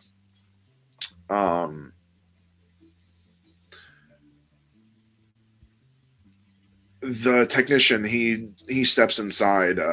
This is the primary feed. Studio board routes through here before going out to the tower. Overnight automation runs off the secondary deck, and he points to a separate unit mounted lower on the rack. Nothing fancy. It's all analog with a digital timer overlay.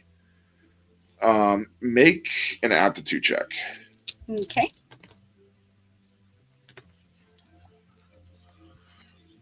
Okay.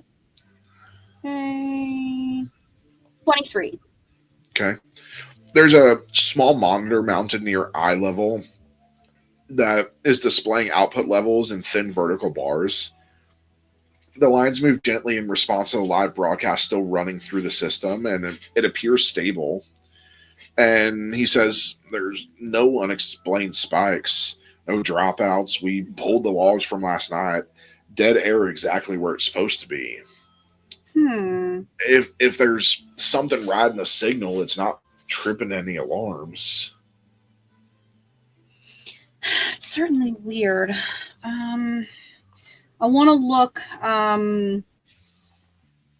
Is there any place to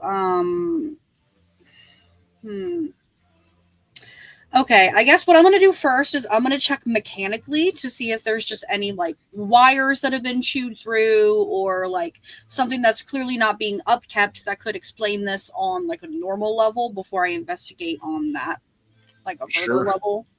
From what you can tell, mechanically everything is sound. It's older, some of it, but okay. It seems sound. Could I have just another look at those logs? I know you said they looked okay, but maybe I might see something. Yeah. Hold on one second. He goes off to grab them, comes back a minute later.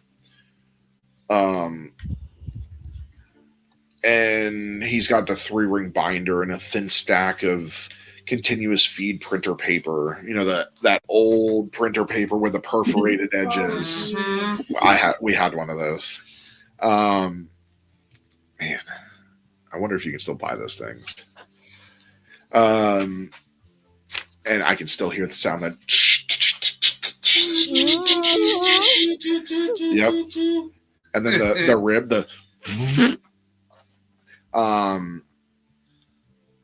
so he sets both on a narrow metal workbench beneath the monitor.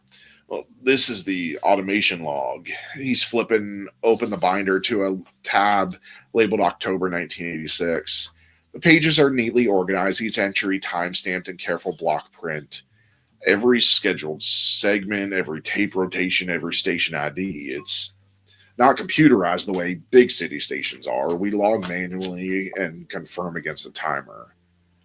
And he kind of turns the page marked with a yellow sticky note. Here's last night. And the entry reads 12 a.m. station ID loop. 12:15 a.m. farm report pre-recorded. 12:30 a.m. ad rotation block. 1 a.m. music bed / weather loop. 1:30 a.m. dead air planned. 2 a.m. dead air planned. 2:30 a.m. ad rotation block. And you notice there's no entry for 2:13. And he taps the page lightly. From 1:30 to 2:30, nothing runs. It's intentional. Lower power output, minimal rotation. We've done it that way for years. And he kind of slides a printer paper toward you. This is the signal strength output from last night. You'll see the dip at 1:30 when automation cuts to dead air. It stays flat until 2:30 when the next block cues. And you certainly see the printout shows a steady thin line across the page, minimal variation, no obvious spikes or distortions. At 2:13 a.m., the line remains level, unremarkably level. No surge, no insertion, no change in output amplitude. If something played, it didn't come from our board, and it didn't register on the transmitter.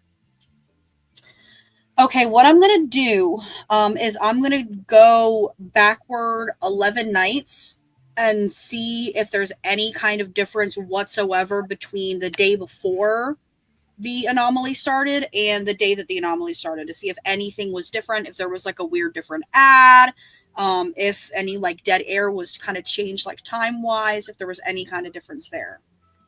Okay, so you want to compare 8 days? Because it's been happening for 7. Oh, I'm sorry. I thought it said 11 nights. So Maybe yeah, it might have been 11. The day before, the night before the change started, and then the night that it did start. I want to compare those two and kind of go through and see if anything really changed. Okay.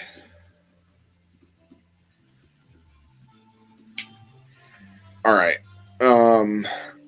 Looking for a trigger, basically, to see if like something weird happened, and then the next night it started.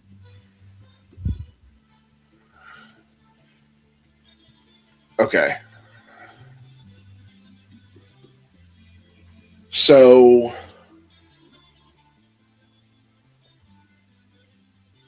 you flip backward through the binder instead of forward, and he kind of shifts slightly. You're looking for when the call started? I have to see if there's anything weird going on here. See if anybody's interfering and all that. Well, first complaint came in about 10 days ago, Tuesday night. We didn't think much of it at first, figured somebody left a tone generator running or something weird with their TV. And he reaches past you and kind of turns the binder to the prior week where you're looking for. Here, this is the Monday before. Normal overnight cycle, dead air from 1:30 to 2:30, no calls. And he flips it forward one page, and this is Tuesday. And you see the layout's identical. 12 a.m. station ID loop, 12:15 farm report, 12:30 ad rotation block, 1 a.m. music bed weather loop, 1:30 dead air planned, 2 a.m. dead air planned, 2:30 a.m. ad rotation block. No new entries, no corrections, and he slides the signal output printouts from both nights side by side. You'll see the same dip at 1:30 both nights, same flat line until 2:30, and he runs his finger along the thin horizontal trace. There's no spike at 2:13, no micro fluctuation, no carrier wobble, nothing that should produce an audible tone. The only thing that changed that week, we ran a new community workshop promo during the evening block. Local therapist had a stress seminar. We cut a 30-second ad for her. That's it. Okay. What was her name? Well, that was aired before 10. It wasn't anywhere near the overnight rotation. Um, and then the transmission hardware hasn't been touched in months. No maintenance, no upgrades, no repairs. If something changed, it didn't change here. Okay. No equipment changes, no new employees, anything like that. Nothing. You said the only difference was that you got this workshop ad, Well, or yeah, there's an ad for a therapist that wanted us to run a ad for a workshop she's doing. It was only a quick little 30-second ad. what was the name of that therapist?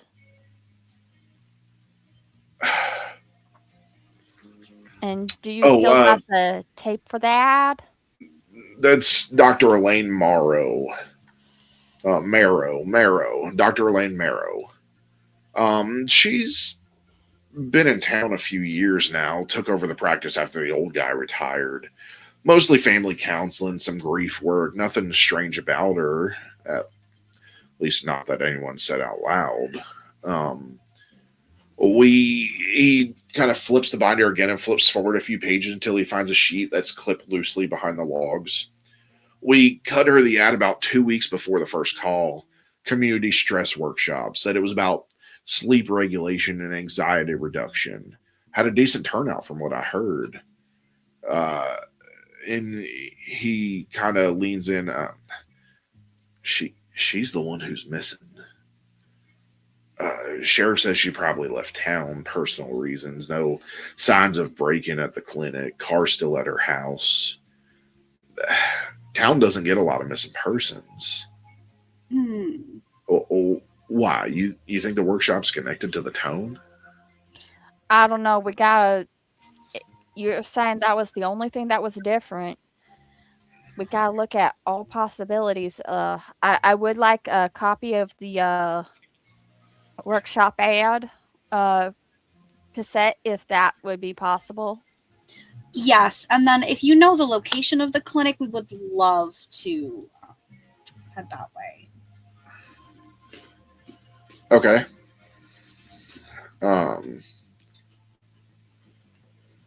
Or is it the clinic that Kit and Vinny's at right now, or is it a different one? You don't know? Okay.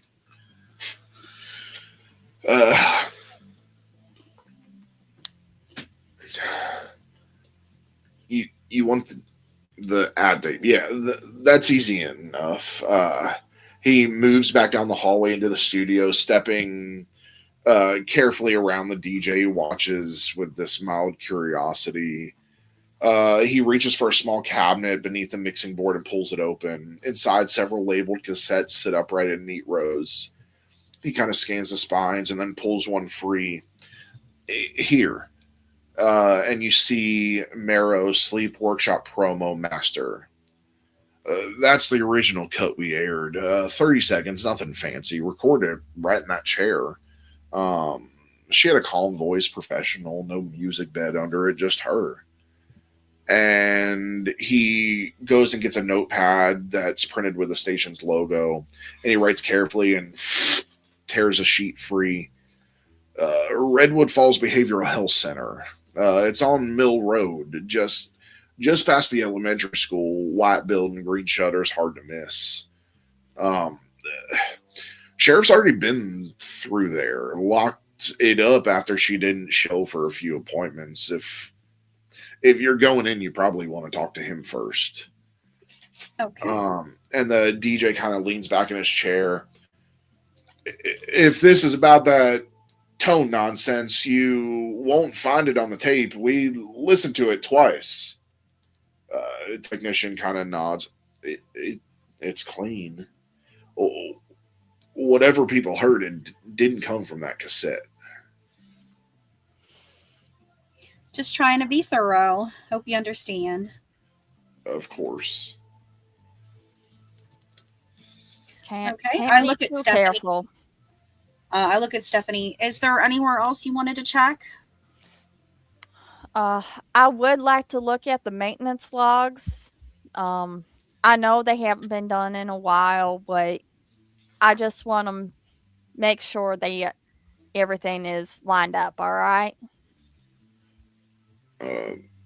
Yeah, sure. Let me get them for you.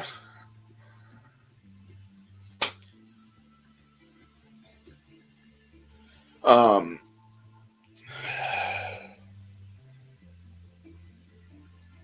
Maintenance logs are in the office. We don't keep those in the studio. And then he leads you to a cramped side room that functions as both administrative space and storage. There's a metal filing cabinet standing against one wall, drawers labeled in black marker, billing, advertising, maintenance, licensing.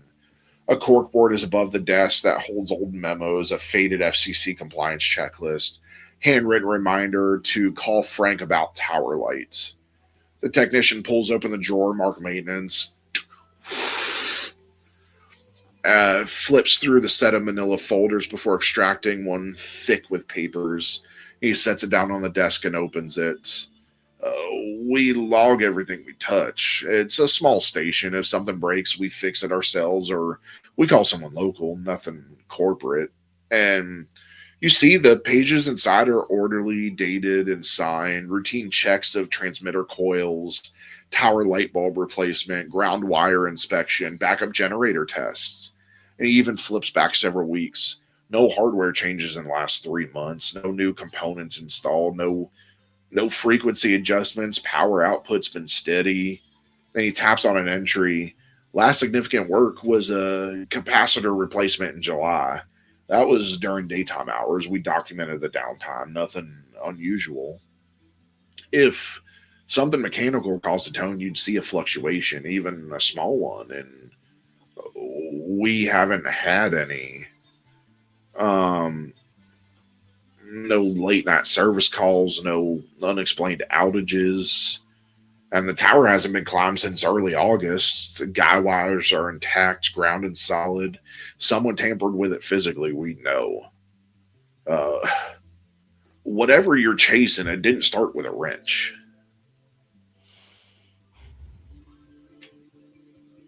Yeah. Unfortunately, that makes me a bit more concerned about what's going on.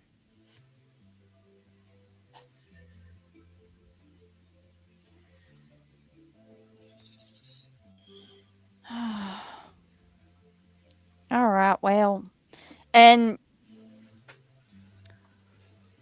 I will pull out my inspection report, and I'll be like filling it out, and you know um doing the job of of what I'm supposed to be doing for my cover, but at the same time I'm also making note that it's not mechanical. Okay. Yeah, I do the same. All right. So, as you guys wrap up there, remind everybody where you guys are going. To the Redwood. Ugh. The what? Redwood Falls Behavioral Health Center. Is it the same place?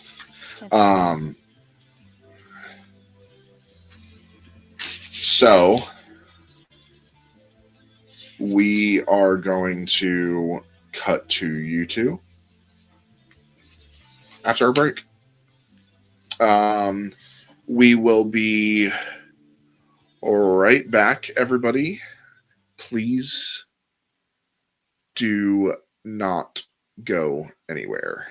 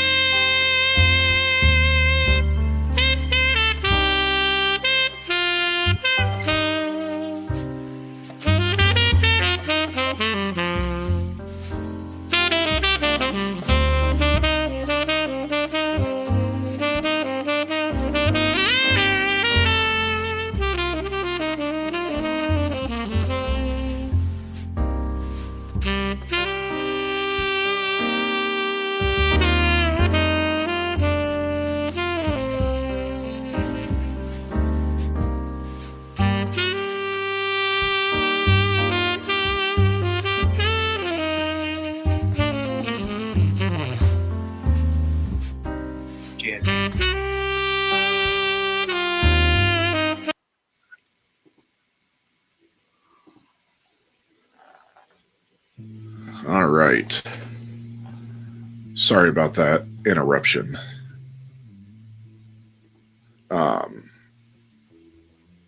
Somebody in his jazz hands wanted to go crazy, even though I said shh. He's hard of hearing out of one ear. Most of you didn't even say it once. You said it twice. Okay, so Vinny Kits. The Redwood Falls Behavioral Health Center sits farther from Main Street than the radio station, positioned along Mill Road, where the town thins into wider lots and older homes.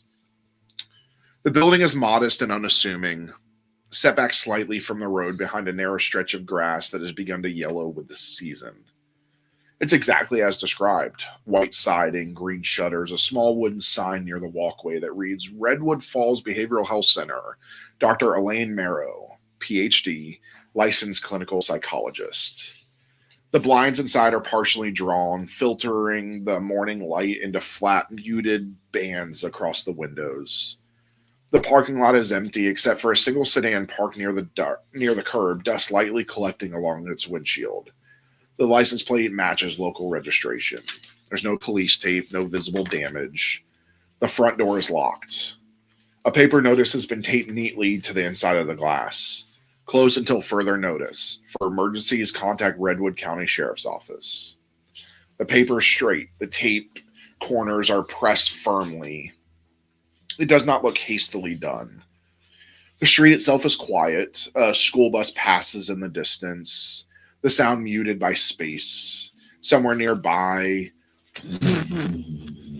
a lawnmower starts and then settles into a steady rhythm. Through the glass door, the interior of the clinic is visible in fragments. A small waiting room with 4 cushioned chairs arranged around a low wooden table. A stack of magazines fanned neatly in the center. A potted plant in the corner, leaves beginning to droop from lack of care. A reception desk with a single lamp turned off. A wall clock above the doorway leading deeper into the office. The clock inside reads 9:06 a.m., and the second hand moves normally. No signs of struggle. No overturned furniture, no broken glass. It looks less like a crime scene and more like the space paused mid-function. The building feels intact. It also feels unattended. From where you stand, you can see down the hallway beyond the waiting room. Several closed doors line either side. At the end of the hall, one door stands slightly ajar. The green shutters outside the front windows are freshly painted compared to the siding. Someone's maintained this place. For now, the only sound near you is the faint hum of traffic from the main road and distant echo of children's voices from the school a few blocks away. The clinic stands still, sealed, but not abandoned. Kind of looking at him like, looks like the place is closed. Look And at then- the man. I'm like, When we were at the diner, they said something about the Marrow Farm, correct? Yes. I looked at Vinny. I wonder if that's the same person they were talking about at the diner. Could The be. name matches. Yeah, I think you're right. Well, kind of looking. No. Oh, what? Why? What are you busting my balls for? If I was busting your balls, you would know it. You didn't even know what I was gonna say. What was I gonna say, huh? Something about it doesn't look that hard to break into. I mean, hell, I've got into tough looking places. How about we just go talk to the sheriff? Forget about it. I started looking around. Vinny. Get in and out. Everyone know. Yeah. Nope. No. They won't know the difference. Don't worry. I try to look around and see if there's an alleyway at least at the back of the building. There's not. It's kind of blocked up to walls around. So there's no back door or anything? Vinny, it is the middle of the day. Kind of look around. Yeah. A lot of people who don't I know how to have mind their other- own business. I hold up the letter that I received for authorization to look into the clinic and at patient records. Yeah. Listen, Let's- kid, this place looks like it's roped off as a crime scene. They're not going to let us in here. At least we can try the proper procedure before we do breaking and entering, which would be fairly bad when we're trying to keep a low profile. Yeah, I wasn't going to do it here, not out front in the open when there are all these schmucks out here looking at us. No, this isn't a place where people mind their own business. No, but yeah, you want to play straight and go talk to the cops. Yeah, we'll do that, but telling you, we'll probably be back here tonight to take a looky-loo inside.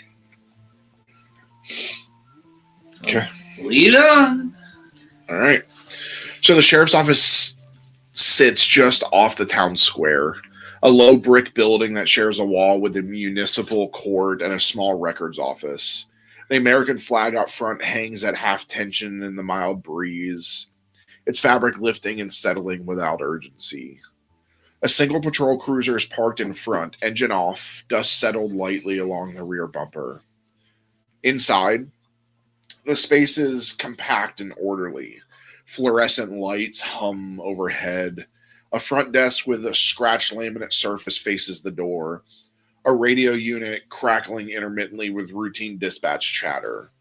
A bulletin board behind the desk holds notices about lost dogs, a community blood drive, and a printed clipping about regional broadcast concerns under federal review. A deputy in a tan uniform looks up as Vinny and Kit enter, and he studies them briefly before asking, "Can I help you?" Hi, I'm looking for Sheriff Mercer. Yeah, he's in, and he pushes back his chair, gets up, and disappears through a doorway marked sheriff, and returns a moment later holding the door open. Right this way. Thank you. Appreciate you. Sheriff Daniel Mercer stands behind a wide wooden desk inside a modest office. He's in his late 40s, broad-shouldered, sleeves rolled neatly to his forearms. His expression is measured rather than warm, the look of someone who's already been fielding too many questions from too many directions. He gestures to two chairs opposite his desk.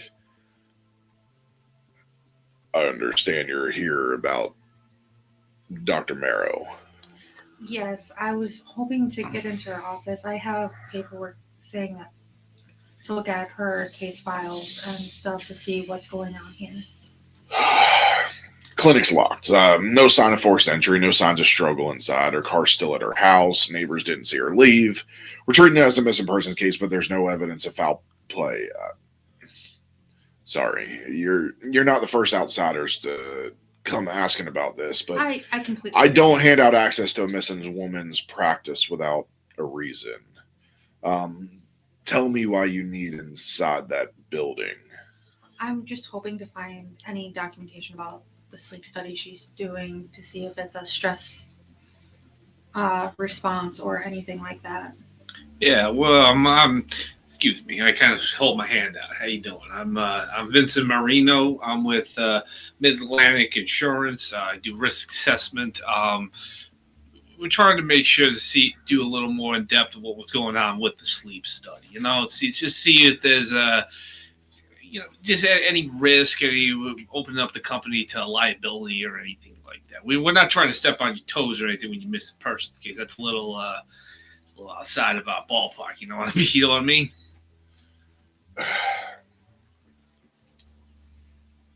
He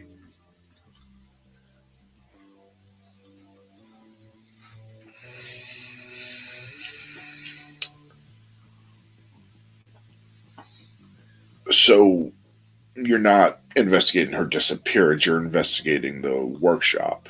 Yeah. Correct. Correct. Oh. There's no criminal case tied to that seminar, no complaints filed, no injuries reported. So just some folks saying they didn't sleep well afterward. You think there's liability exposure? I mean, it's kind of our job. We just got to make sure all the T's are crossed, the I's dotted. You know how the insurance companies work. You just got to make sure our asses are covered. We're all good. We don't want to get blindsided with a class action.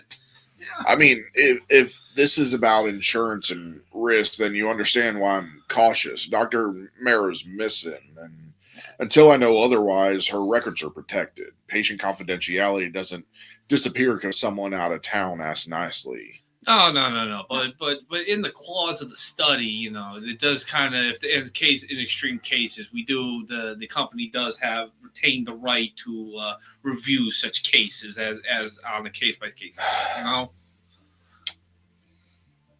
That said, if this workshop is tied to whatever got folks calling the station at 2 a.m, then I'd prefer to know sooner rather than later. You won't access patient files. You won't remove anything without my knowledge, and you won't turn this into a media circus. No. Absolutely not. We're not. This isn't Good Morning America or anything like that. We're just trying to do our job, get in, get out, nice and easy. I'm just trying to evaluate whether or not the recent events are triggering broader stress contagions and stuff like that. He opens a desk drawer and withdraws a small key ring, separating one brass key from the rest. I'll escort you. You get a look at the common areas and whatever materials were used in that seminar, nothing else. And he slides his jacket off the back of his chair and puts it on. We go now, before the town starts asking why strangers are circling that building. Of course. So as I kind of fall behind him, I say, so, curious, you know this doc well? This stays quiet. Last thing Redwood Falls needs is a panic over a sleep class. Of course. We don't want to trigger a mass hysteria event. Let's go. And he just... Yeah, so did he hear me ask him about Oh, he did. Okay. He's ignoring you. All right.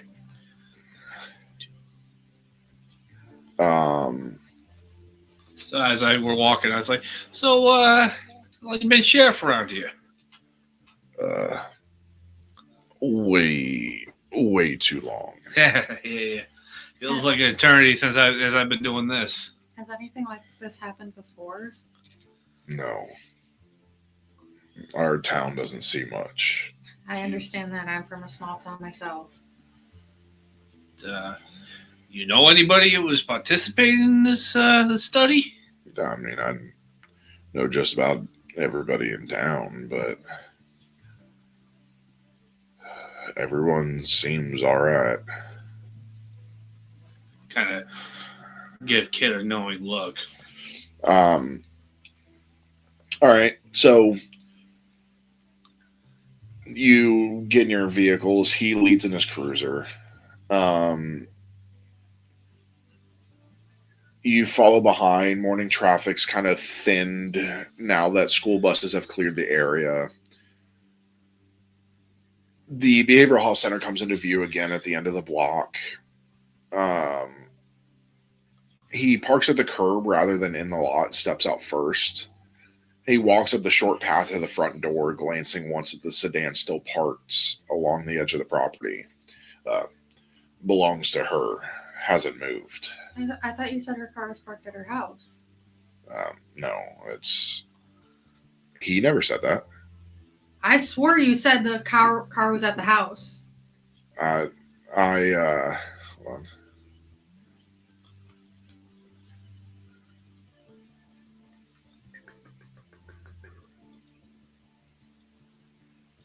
Oh yeah, I guess he did. He wasn't supposed to. So, redact that. Okay.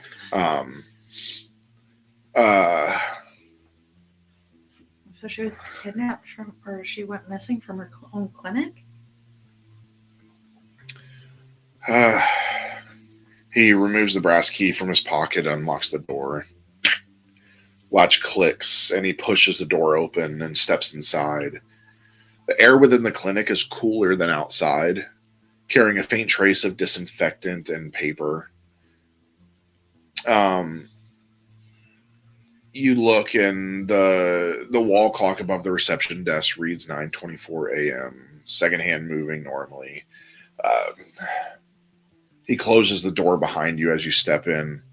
Reception area. No signs of forced entry. Nothing missing from what we can tell. And that hallway beyond stretches straight back line with closed doors on either side. Soft beige walls. Framed prints of calm landscapes spaced evenly along the corridor.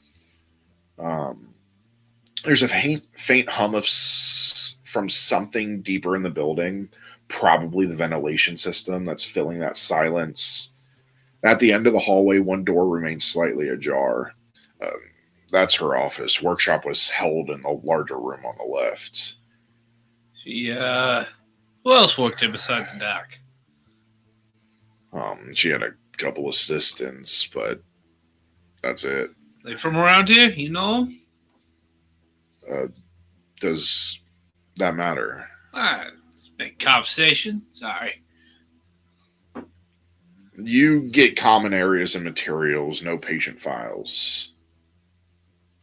Can I just take a look into her office to see if I can see anything? Make a guile check. Please tell me I did good. I got. Oh no. Please don't fail. Okay.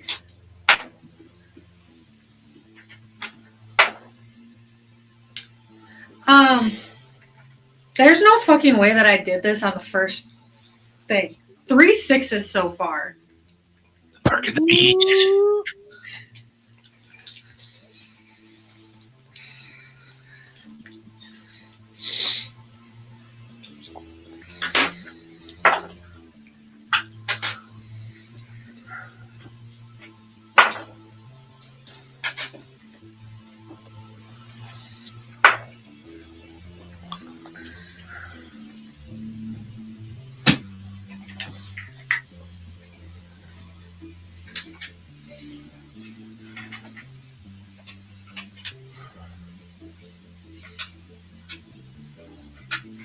We seriously need to get branded calculators for the amount she uses the calculator. What does a 31 count? No, that fails.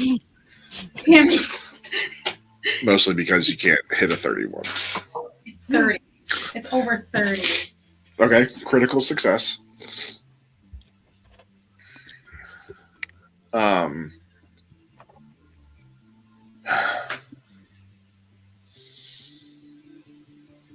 You said you weren't here about the missing person. No. If you're looking for workshop materials, Most of that would have been run out of the group room. And he kind of studies your face. 5 minutes. I stay with you. No file cabinets, no patient folders. You see something that looks personal, you leave it where it is. Do you have a pair of gloves that I could borrow or use? So I'm not contaminating your crime scene? I mean, do you really need to touch things? You never know. I just want to be safe. I mean, if you need to touch something, I will touch it for you. Oh, let's make it quick. And he walks ahead of you, pushing the office door open fully. Her office is modest but carefully arranged. A large wooden desk sits near the window, angled slightly rather than squared to the wall. 2 chairs face it, upholstered in soft gray fabric. A tall bookshelf lines one wall, filled with academic texts, binders, and neatly labeled folders. A small frame certificate hangs above the shelf, confirming her licensure in the state of Ohio. The blinds are half drawn here as well, casting soft stripes of light across the carpet. Dust has begun to settle faintly along the desk surface, but nothing appears disturbed. A tape recorder sits on the corner of the desk. Beside it, a stack of cassettes secured with a rubber band. On top of the stack, written in clean, deliberate handwriting, Sleep Regulation Guided Session A. Sleep Regulation Guided Session B. The desk blotter calendar remains open to a date 10 days prior. Several appointment slots are neatly filled in with blue ink. And after that day, the page is blank. On the far side of the room, near a small couch, a standing lamp remains plugged in but turned off. And Sheriff Mercer stands in the doorway, arms folded across his chest. Like I said, no sign of a struggle, no broken locks, no forced entry. Whatever happened to her, it didn't happen here. I would like to use Fatal Sense to sense if I sense any like supernatural or active sigils. Okay, make an aptitude check. Oh, wait, I get 5. Or I get 4.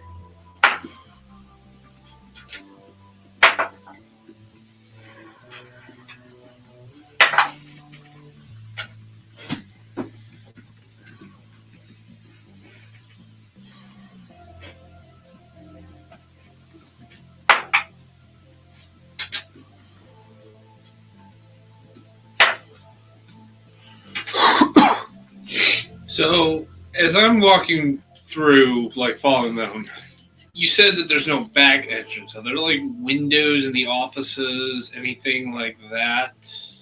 I mean, you could only see into her office. 27. And she has a window, but it points out towards the parking lot.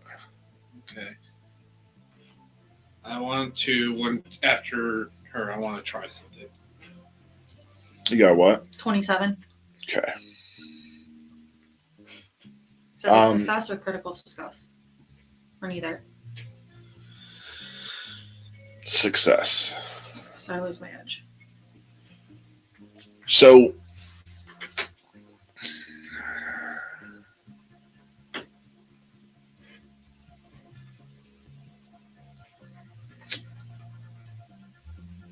your first impression is absence.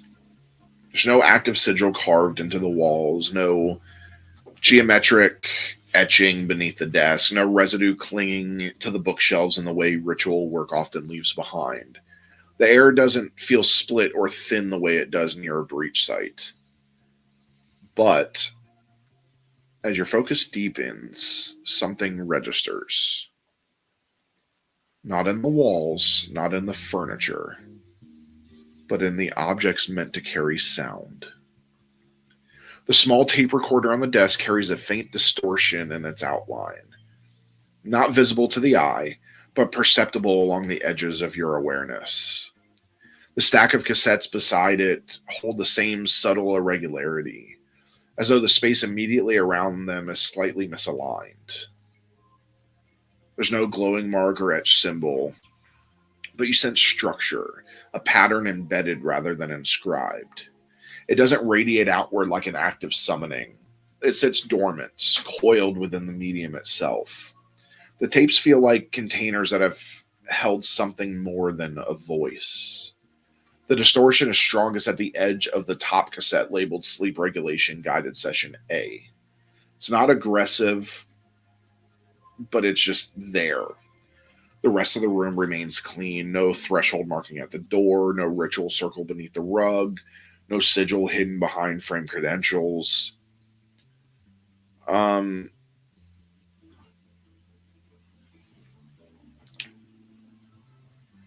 Yeah, that's it. So you sense stuff on the tape.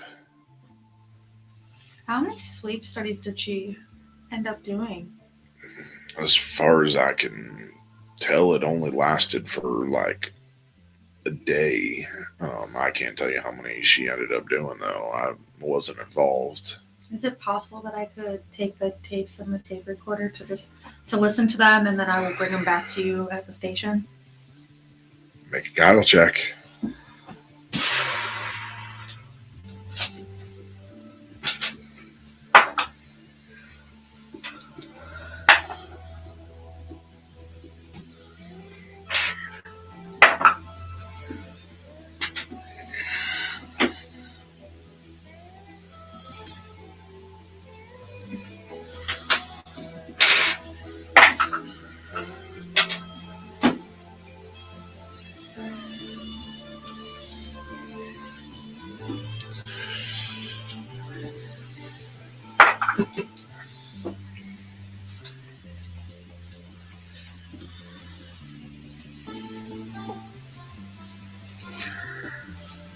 So he's talking to her. I want to try. Can I try something while the sheriff is distracted? Maybe. 15. Fail.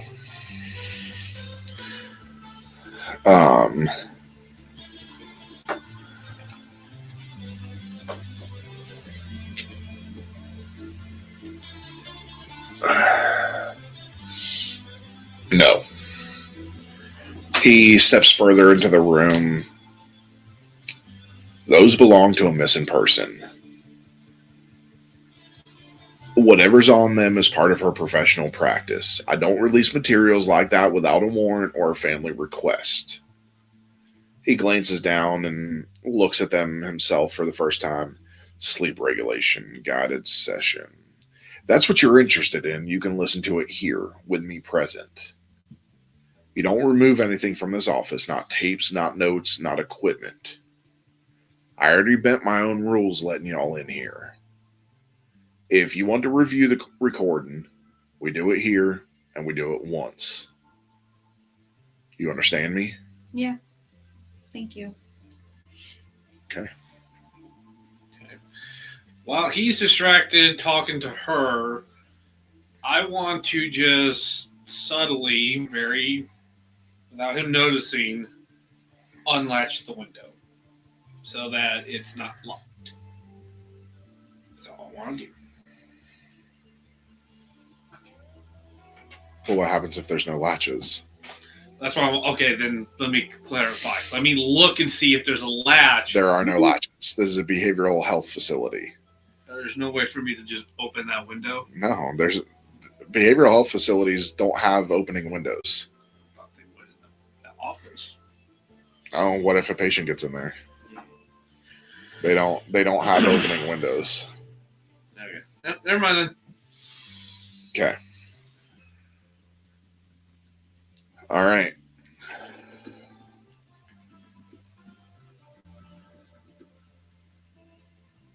So, you operated all observe. I take the tape that has the most residue on it, and I'll put it in. Okay. You press the play button. Spool begins to turn with a soft, steady whir. Few seconds of blank tape pass, a light hiss, nothing more. Then a woman's voice fills the office. calm, even professional. Good evening. The session is designed to assist with guided relaxation and natural sleep regulation. Find a comfortable position. Allow your shoulders to settle. Take a slow breath in, hold it, and release. There is nothing you need to accomplish right now. No task waiting for you. No expectation placed upon you.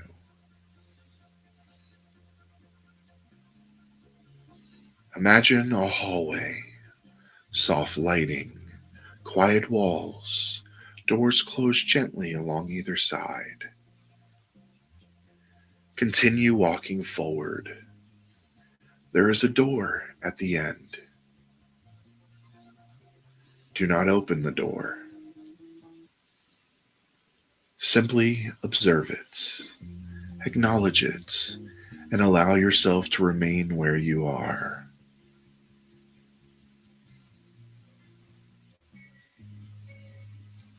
So far, everything's the same. Nothing's deviated. The sounds are all steady. Mercer's kind of like looking at the clock and then looking back at this. And you hear, notice the door. You do not need to know what is behind it. You do not need to approach it. And then there's this measured pause. Your mind may become curious. That is natural. Curiosity is not a command. Remain where you are. Allow the hallway to remain distant. For some, the door may appear a certain color. If it does, simply note it without attachments. You are not required to open it. You are safe outside it. Then another pause. The tape reaches a soft transitional click, the subtle sound of a splice point passing through the mechanism. If your mind attempts to move toward the door, gently bring it back. Breathing in, breathing out. And it continues exactly as one would expect from a guided relaxation tape. No tonal spike, no 7-second interference, no embedded signal.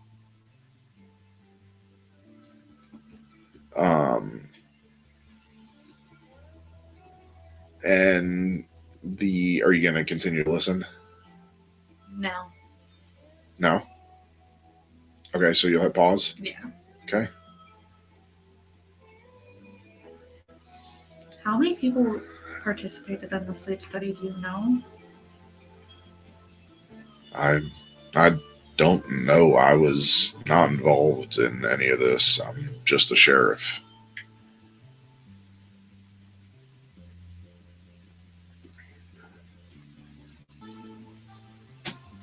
I hit play just and kind of like continue to listen.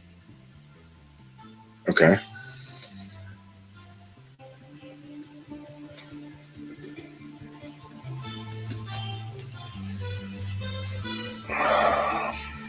So, continue several more seconds. Nothing changes. Breathing in, breathing out. Notice the hallway remains stable. The walls are still. The door remains closed. And the recorder is humming steadily. The spools turn at the same even pace. Then, almost imperceptibly, something shifts. Not in volume, not in pitch, but in pacing.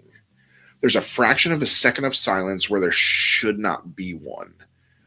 Not long enough to be called a gap, but long enough for the rhythm to feel misaligned. Her voice resumes. It's the same, but the cadence is off by a degree. Continue walking forward. The instruction contradicts what she said before. Continue walking forward. Approach the door. place your hand on the handle.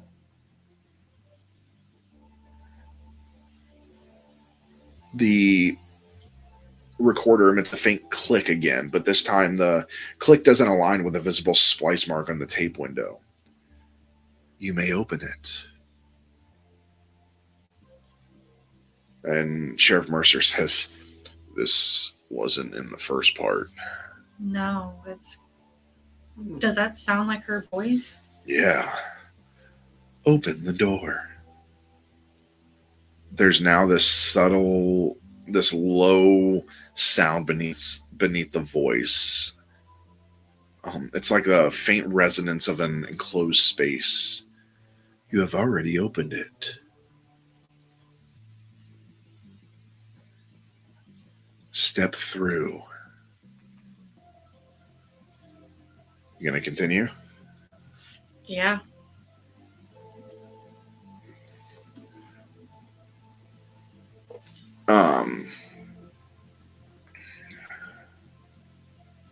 You have stepped through. The hallway is behind you now.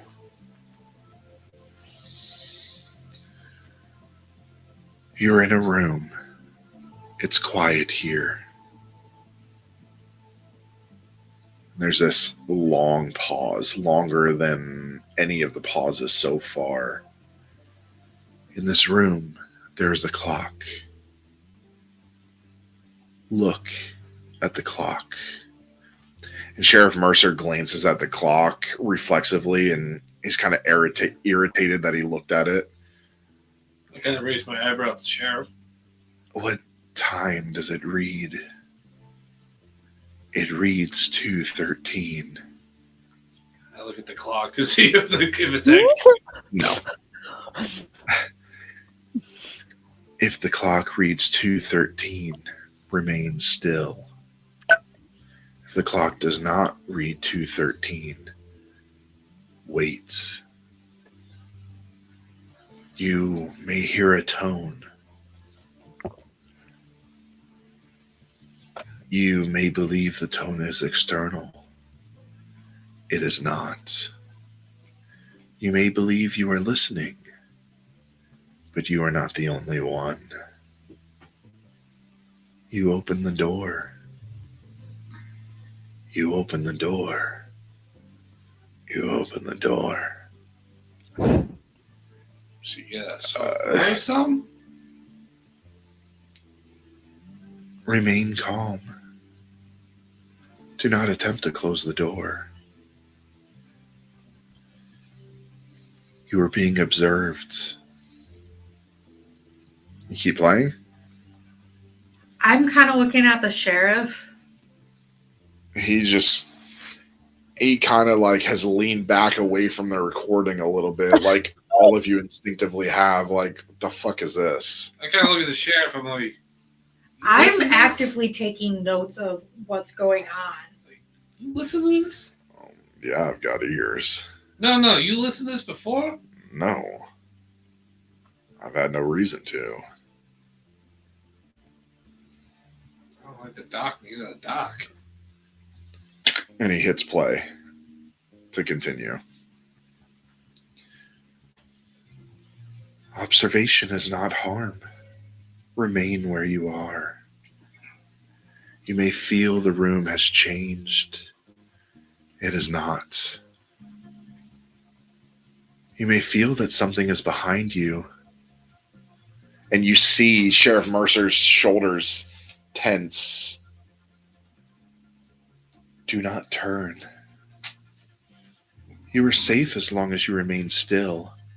I'm not moving. You may believe the door is open. It is. If you attempt to close it, you will confirm it. He reaches forward and abruptly presses the stop button.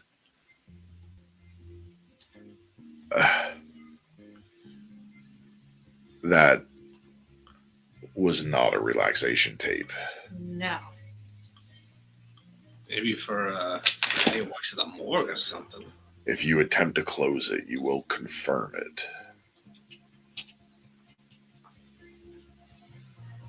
I don't know if I want to listen to the rest of this. I'm not sure either, but I kind of look around the room. You don't want to? Sure, you won't let us take a look at those patient records?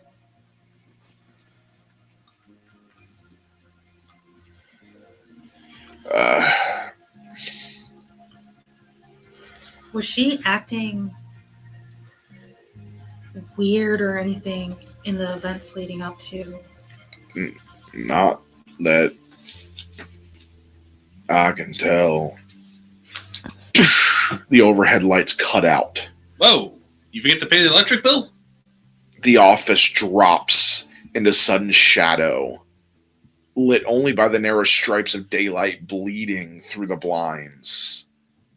The building goes still, no electrical buzz, no hallway airflow, no distant ambient noise, just silence. Then the wall clock stops. The second hand halts between ticks, and in the stillness, the tape recorder spool begins to turn again. No button has been pressed. The machine is still set to stop, but the cassette rotates slowly. The hum returns, but not from the walls. It comes from everywhere at once. Low, sustained, exactly pitched. That same tone that you heard at 2:13. It fills the room without direction, not loud but complete. It presses against the inner ear and settles behind your eyes for 7 seconds. The blinds don't move, but the light filtering through them shifts color, cooler, thinner, as if the sun has stepped behind something. The hallway seems deeper than it should, longer. The slightly ajar door at the end of the corridor appears just a fraction farther away. On the desk calendar, the date shifts. For less than a breath, the page reads a date from 10 days ago. Then it snaps back. The tone continues. 5 seconds.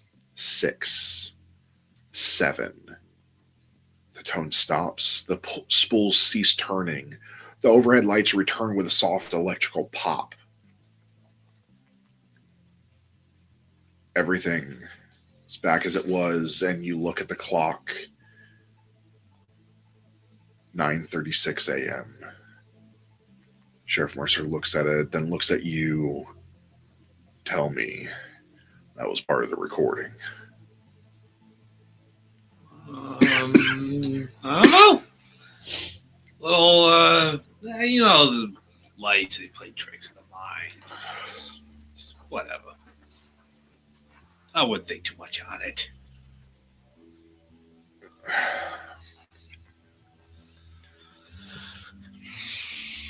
You said she only had one sleep study? As far as I know. Yeah.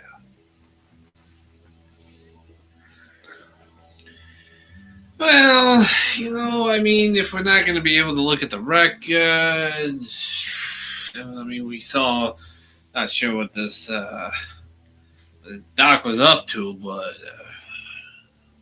kind of looked at Kit like. Can we look at the sleep study room, the group therapy room that you said that? Yeah, it's over here.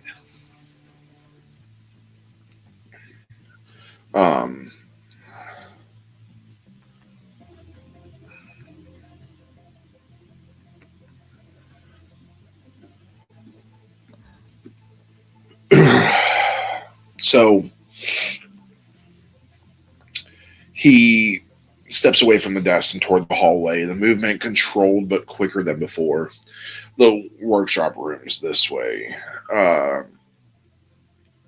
You move past 2 smaller consultation rooms, doors closed, blinds drawn, and there's a wider doorway on the left. He pushes it open.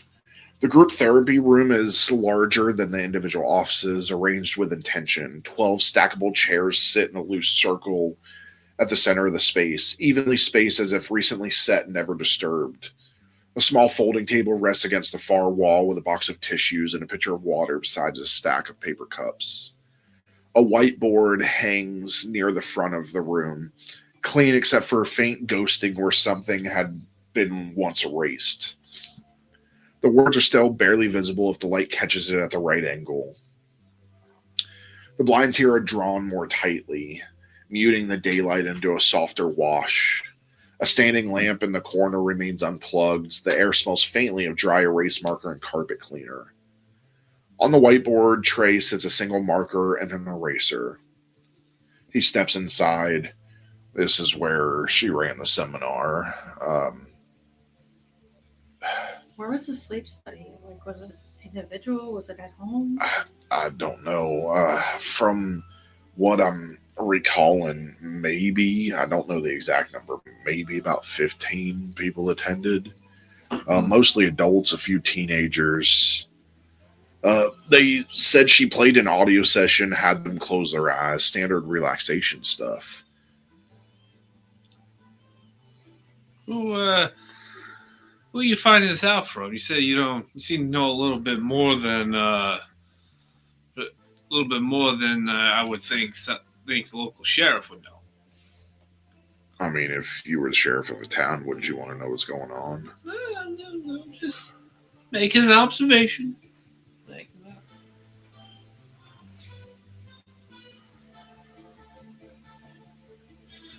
I kind of look around the room, see if there's anything else like untoward.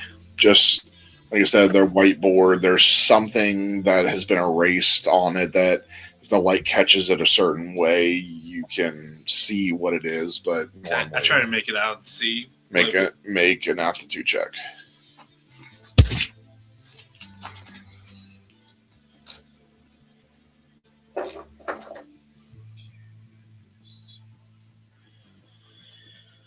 Four, 6, 8, 14, 17. Aptitude? 22. Success. Okay. 213. 213. 2.13. I mentally memorize it, but I don't say anything. Okay. We keep saying 213. We're hearing it. What's up with 213? I don't know. I mean, the only thing I know is that all the reports saying that people are hearing a sound at 2:13 in the morning. Have you heard it? I haven't heard it, but I don't know. Why, have y'all heard it? I don't know. No, haven't heard a thing. Make a guile check. To lie. Vinny will always lie to the police. Don't I recognize you from somewhere?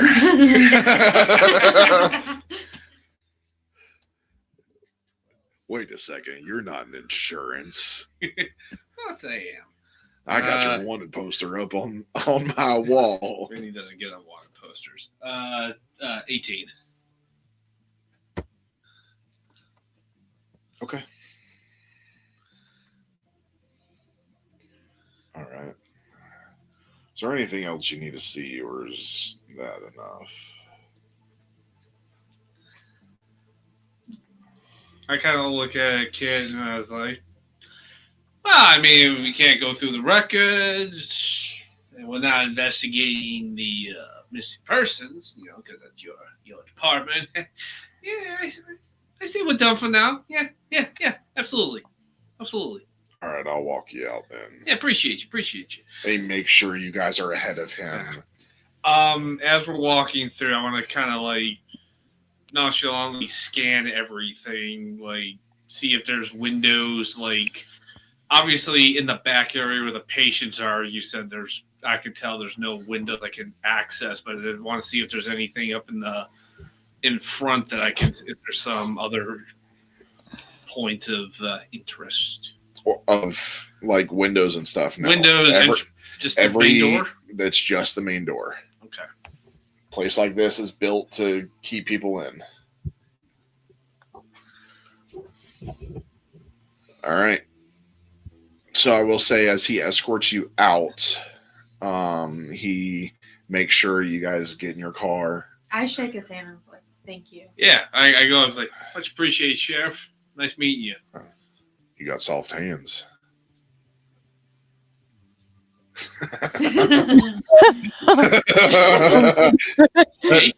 That's an insulting thing to a mobster. Well, Soft hands. I just kind of forced a smile. I mean, it worked, so I those guess matters. that's a life of insurance for you. Doing nothing that matters. You have a good day, Sheriff. He kind of looks at you, and you're for a second you're like, "Fuck, does he know who I am?" Vinny's not known outside of New York City. That you know of. Oh, that's true. You've never been outside of New York City. How do you know? As I kind of walk away, I kind of mutter my breath again out of earshot. I'm like,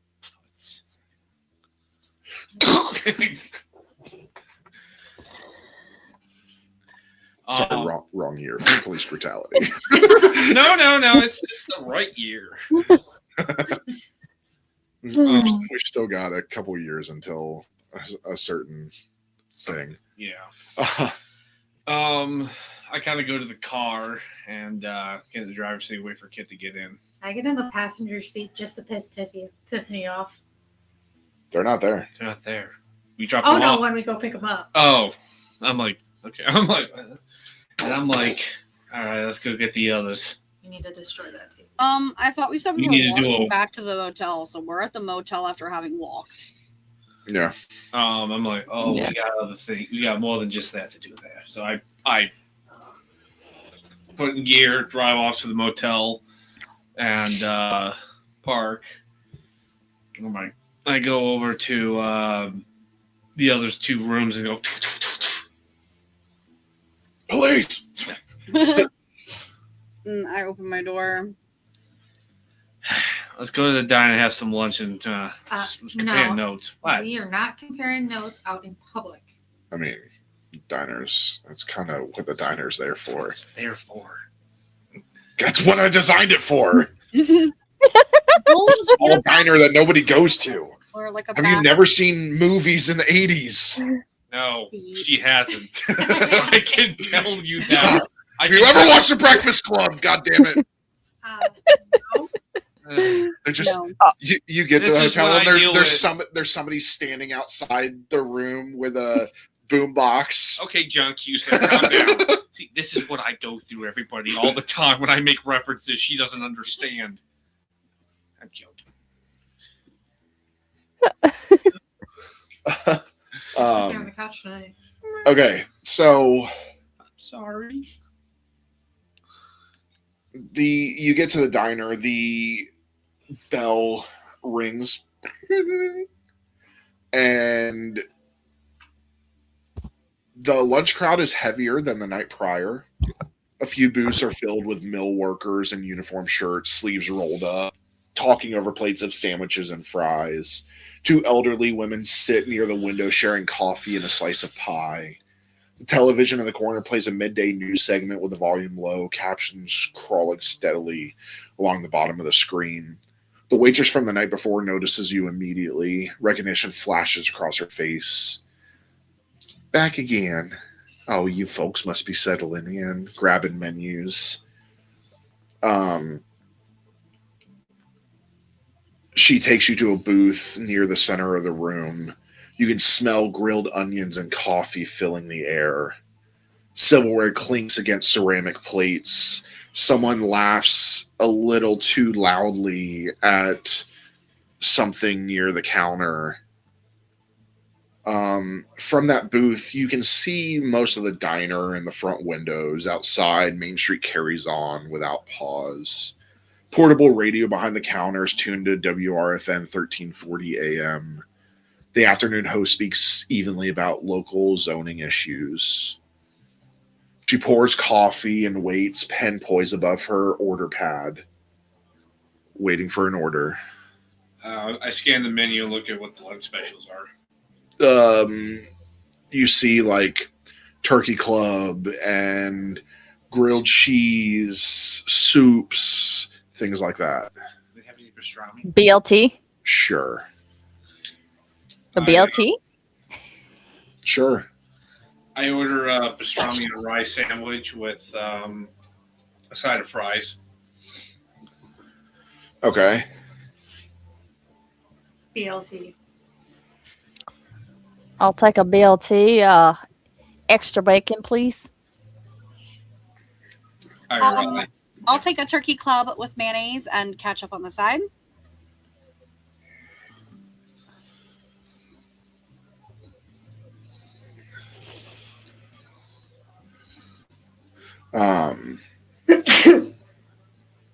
Gesundheit.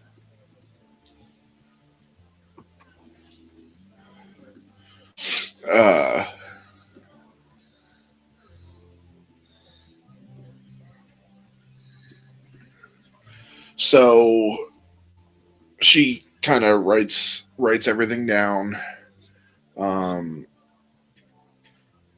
and she brings it back to the bag. Coffee keeps being refilled. Around you, the lunch crowd moves in steady rhythm. Plates slide across tables. Glass of ice water sweats into paper napkins. Two mill workers at the next booth argue mildly about whether the Bengals have a chance this year. They don't. One of them glances over briefly at you before returning to a sandwich. Newsflash, Bengals never have a chance. They never did. And the radio behind the counter continues its broadcast, and that's expected to move through by Thursday afternoon. In other local news, Sheriff Mercer reminds residents to report any unusual disturbances to the county office. The pastrami arrives first, stacked thick between slices of dark rye bread. Mustard spread generously along the edges. The fries are hot and lightly salted, steam rising faintly from the baskets.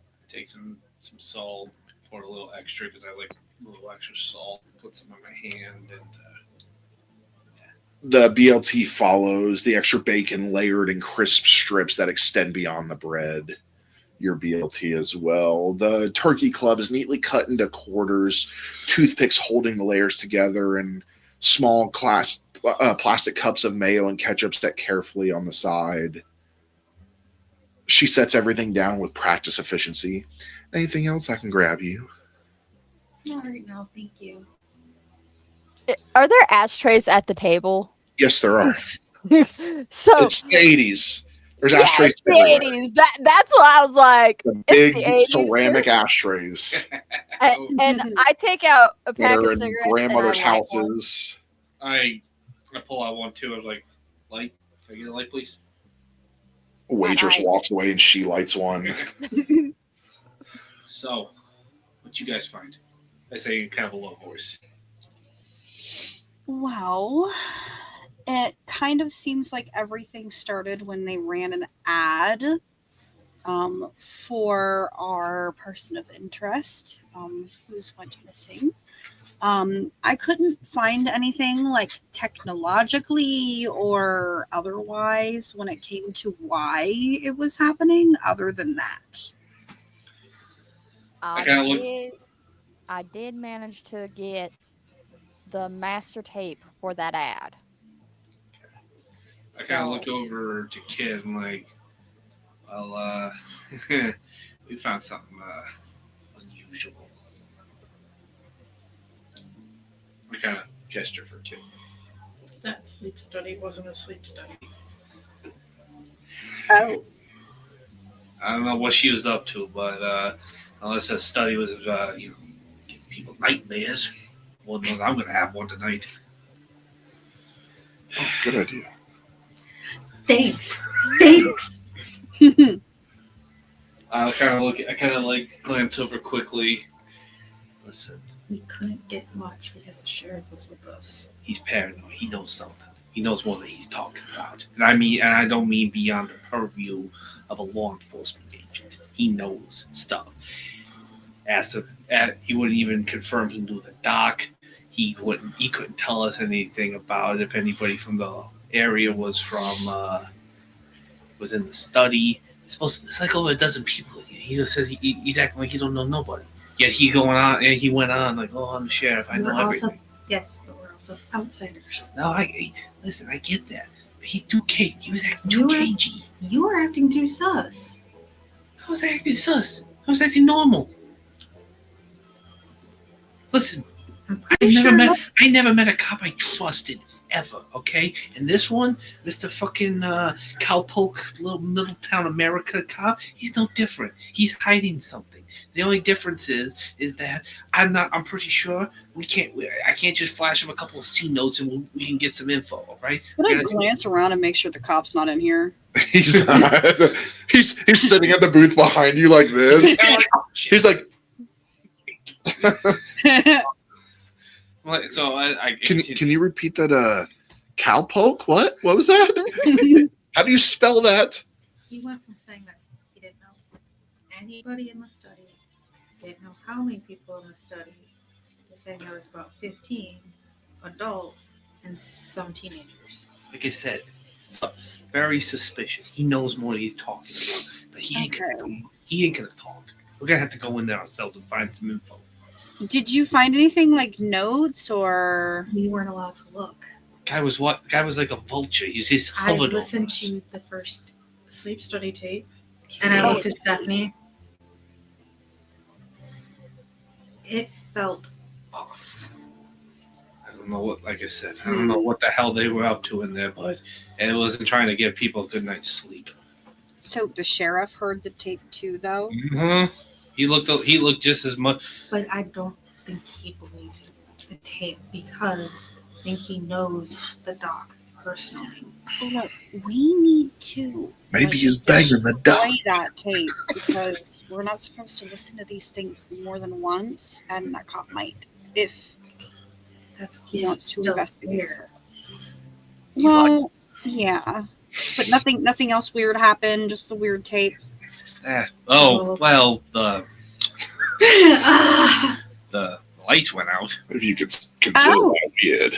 That's kind of important information. The lights went out. Voice changed. Yeah. Oh, That's how the doc sheriff knows the doc. Because I asked, does she always sound like this, or how it was in the beginning? mm-hmm. And he could identify her just that subtle change in her voice. I don't know. Like I said, I don't know But it's how. also small town. Listen. This guy knows. This sheriff, he knows something. How many freaking sleep clinics have you ever? You guys are more experienced. How many sleep clinics open up in small towns in southern Ohio? Huh? More than you think? Okay, point taken. But at the same time, how many do you think really someone could open a clinic like this and he doesn't know nothing about it? He doesn't know. I bet you any money this guy, the sheriff, not only knows who was probably in the clinic, he probably knows their addresses and their mothers and their cousins. Yes, right? but it's also patient confidentiality. That's bullshit. I get it. That is not bullshit. Yeah, of course it is. Let me tell you something about cops. When they want to know something and make it their business, they're gonna make it their business. Okay? Yes, I'm trying to tell you that yes, he may know something. He's not going to share it with outsiders. Of course not. Absolutely. He ain't gonna tell us jack shit. As far as he knows, I'm an insurance agent, you're a whatever. A doctor, like I actually am. Yeah, okay. That explains a lot. Make sure you don't mention HIPAA because it didn't exist yet. 1996. 1996. Bill Clinton. Really? Yeah, Bill Clinton was the one that enacted the HIPAA law. And he doesn't know you two yet. But let me tell you something, okay? So if we're gonna find something out, I'm gonna tell you the answers to everything may not be in that clinic, but the ones that'll lead us to the next step are in there. So we're gonna go in there tonight. That's just we ain't gonna. How? Was there like a window we could crack open? No. Most behavioral health centers do not have windows that open. Yeah, no. Oh, We're gonna have to go. We're gonna have to pick the lock and go through the door. That's the only way. okay. How? Like, is it a main road that it's on? Is it kind of Yeah. like Yeah, Dark? the sheriff is going are to there be street lights? where the sheriff's probably going to be watching the clinic. You can see the clinic from the sheriff's office. Yeah, Well, Oh, I got an idea about that. I may have. I'm gonna set a fire to another building. Yeah, actually, that's what I know. oh God. I mean, I could act like I lost my wallet and like keep him busy, Listen. but I don't know how long that would work. That's not gonna work. We need him in another zip code. Don't worry about it. I know what to do. I've done this before. Hold on. First time DM. I killed a cop. No, Did I no. get permission to come back at night to check the radio station? Oh, I don't remember. You didn't ask. I think they said I they said did. they leave at like 12. Yeah, they No, they, you never asked. He just said that they stop at. He just mentioned that they stop at 12, and then you went to go look at all the other stuff. You never asked if you could come back at night. I think she I did. He thought just I didn't did. say yes or no. Yeah, I could have sworn I did. Well, he never answered you. Yeah. So Fuck. we'll do that. We get in there, quiet like. We find our answers, and we get out. All right? There's no other way. Yes, but how are you going to distract him long enough for us to search the clinic without other deputies who probably know what's going to happen because he's going to tell him, oh, outsiders are asking way too many questions. He's probably going to leave a few deputies. Oh, trust me, at the- sweetheart. What I'm gonna do is gonna pull every cop and deputy. Try From not the- to get us arrested. Yeah, and try not to hurt anybody. Trust me, nobody's gonna get hurt. Nobody's gonna get arrested. We're gonna be fine.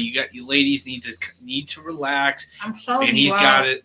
if shit goes down, I'm throwing your ass under the bus that this was all your idea.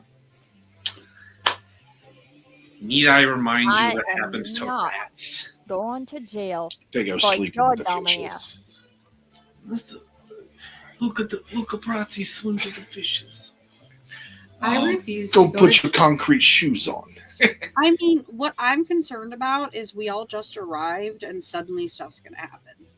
It's gonna Listen, become unless obvious. you plan on digging a tunnel underneath the streets of the town into this place, we're very limited on our options here, and we need answers.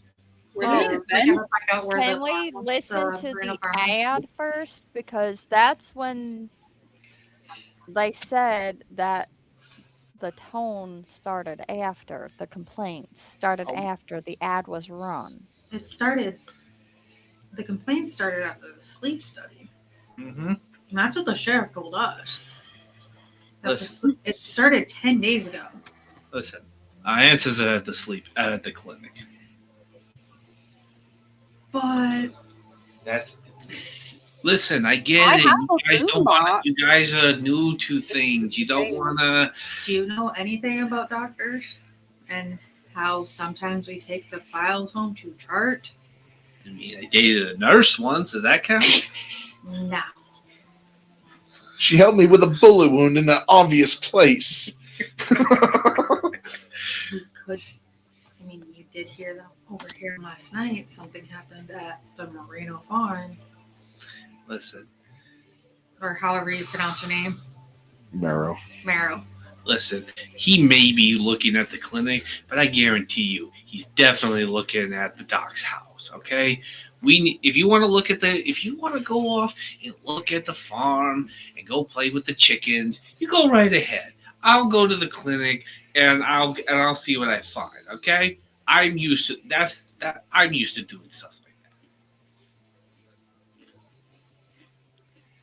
You've never been to a small town.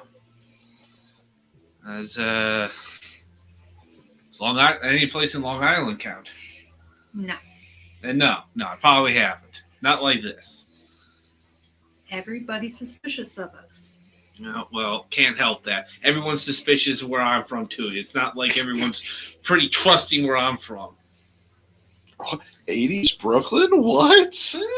Nothing bad happened there. Yeah. But the thing is, where you are from, You can you can pay blend people in off. and hide amongst crowds. Where if anything goes wrong here, we're outsiders. They know our faces already, and nobody's gonna cover for us. Ding, ding, ding, ding, ding, ding. You see the door swings open, that bell rings again. And some have come through more than others. This time you see two people you haven't seen yet that they go up and as they walk in, they look around and you notice that they are all wearing tan uniforms, patches on their shoulder, gun belts. Sheriffs? The deputies. Huh? Two deputies walk in and look around and take a little pause to look at you, and both sit at the counter. I kind of just, I'm heads down. I've eating. stopped talking, And the waitress is smiley to them, pours their coffee. Oh, the usual. All right. And brings them their stuff. I just very quietly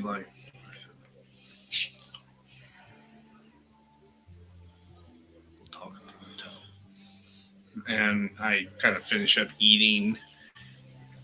And I would say you've been in here much longer than you expected. Why am I eating pastrami and rye with a I don't know. knife? I don't know. It's like eating pizza with a fork and knife. Well, if it's deep dish. Is he going to eat deep dish? Excuse you, no. What's wrong with you? No self-respect. I'm not even an actual New Yorker, and I know no self-respecting New Yorker would eat a Chicago deep dish pizza. You did. Yeah, And liked it. I did. It was good. I don't think I've ever had deep dish. Oh, well, when you guys come down, we'll take you to go get some. It's really good. So by the time you get out, it's probably 4 or 5 o'clock. So you can probably suspect that the cops came here either before or after the shift. You're kind of at shift change time. But people are coming home from work. The streets are busy. I finish my sandwich, ask for the check, and I just kind of softly say, yeah. Let's go. I head back to the motel. The hotel. I motel. pay the check. I leave another 20 as a tip on the table, and some little kid walks by. I have seen kids do that. Yeah, I have too. Little shits. Yeah, right. I get back to the motel and I kind of knock on the doors and have everyone kind of meet up so we can game plan, finalize the plan. I'm gonna kind of usher everybody in my room because I have a boom box and I want to make sure we listen to that tape that we got from the radio station. The advertisement. All right. And I'll kind of keep it low so that nobody around us can hear it. It's a bright pink boom box. Master tape for the ad.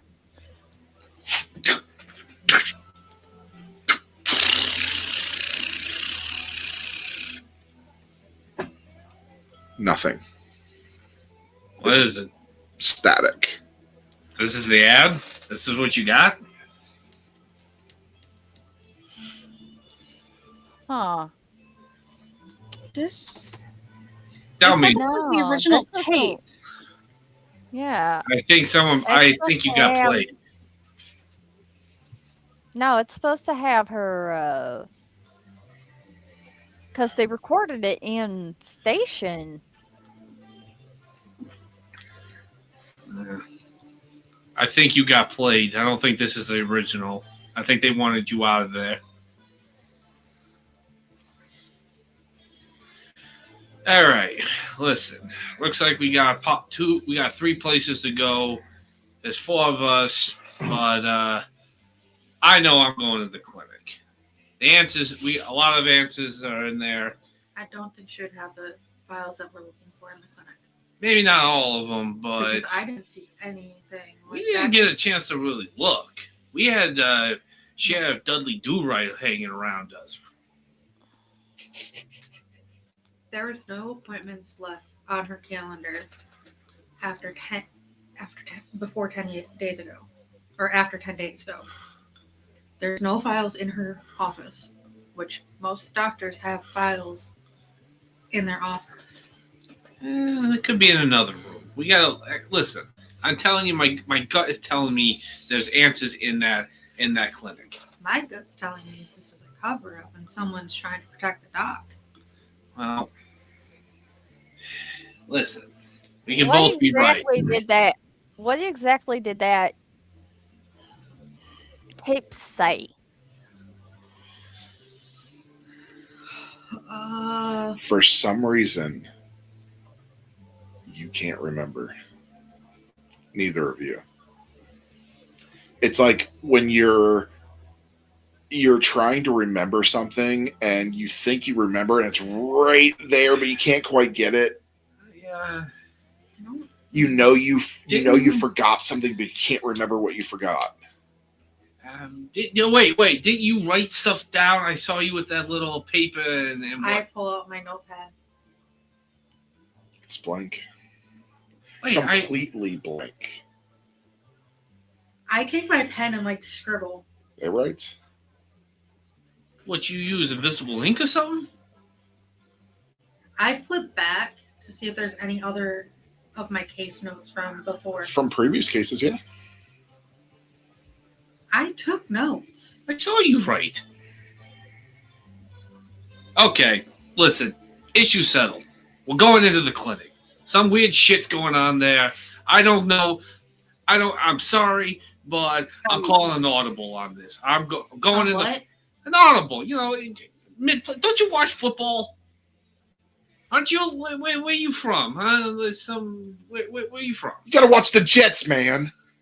Fuck the Jets. I'm a Jet. Let's go Giants. How much did that just pay me to say? I have no fucking idea. Sir, how do you feel about the Bills? In character. No. How do you feel about the Bills? You didn't ask me. There's no one to ask me about that. And no one can do it because it's metagaming. Yeah, football's on the TV and the Bills lose. Well, that happens in reality 1986. too. They haven't gotten to the Super Bowl yet. I mean, I'm from Wisconsin. Yeah, what are those cheeseheads, right? Cheeseheads? No, Yeah. Packers. Yeah, but I'm actually a Bills fan. Bills? We a sucker for losers or something? God, everybody in Buffalo can't even win any sport. Excuse me. I will say, do you guys remember in our debriefing? In our briefing, it said don't listen to anything more than once. So if we find the stuff again, you guys need to not listen and go off somewhere. Trust me. We're destroying that tape. I'll let you listen to it. I don't want to hear that shit again. Listen. No, we don't know what's going to happen since we listened to it. All right. Fine. No, fine. I'm okay with that. But all right, let's get some shut eye. Yeah, I got a long night ahead of me. You know what hurts you even more? Your character's a Yankees fan too. Oh, I know. He's from Brooklyn. I know. That's where the Yankees started. He's a Yankees fan. Yankees started in the Bronx. The Dodgers started in Brooklyn. He's a Yankees fan. Vincent, when we get back to the motel, we need to talk about what you're going to do because I might be able to help. Sure, why not? All right. I'm hanging back. I'm with Stephanie. Wait, we're at the hotel. We're at the motel. We're at the motel. Oh, we're Yeah, here now. Okay. Yeah, Um, We're in I your walk room. out. we're in your room. God. You're literally in your room. Oh God, that's right. Jeez. I don't know why I was I thinking we walk were out still of at the the room with diner. company. I have a very bad feeling of pairing those two together. Okay. As when they That leave, I'm makes like, all right, two Tiff, of will us. you Tiffany is very much like 1986 Harley Quinn. Yes, pretty much. I'm like, Um, what you got? So I have a flux capacitor rod, which can like make a big electric boom. Okay. You wanted to cause like a ruckus, right? I gotta get something that gets every cop pulled away. Now we're not trying to blow the town up or anybody, but It's We like gotta a be- big boom. It's like 30 feet electrical. okay. Is it gonna? Flux Capacitor. That movie just came out. I mean, if you put it on, Back to the like, Future came out last year. if you put it on like an electrical box or something, and then it can go and maybe like put all the power out in the town if you find it like a transformer or something. I like how you think. I also have an EMP style disruption charge, but I don't know if that What would the really... what the fuck's an EMP? It's a disruptor. Lady, you speaking Chinese to me. What are you talking Let's about? just let's stick with the electrical boom, because that you seem like you know what that means. Yeah. That's probably bigger than what I was gonna do. I was just gonna burn a couple buildings down, but this works too. So I got an idea. Let's go with the transformer of the town. I think I saw it on the way when we passed into the town. Did I hear him right? He was going to burn buildings? It would have been a Yeah, I kind of controlled feel like we fire. skimmed All past right, that a little relax. bit, You act like you. Hold up. Hold the fuck up. What kind of ass backward shit was that? Fucking setting fires? They're going to know we are here. We are going to be top suspects for that shit. This guy was behind the Bronx fires in '77. You got no fucking proof. Like, what the? Listen, You are trying to compromise this mission, aren't you? Listen, I'm trying to get this case moving. All right? Listen, Tiff's plan of taking out the transformer and power the town works perfectly. Okay? Yeah, All because our- that's more subtle. That can actually, make shit go. That will get some more. That will get attention, but it will get subtle attention away from whatever the Trust me. fuck we're doing.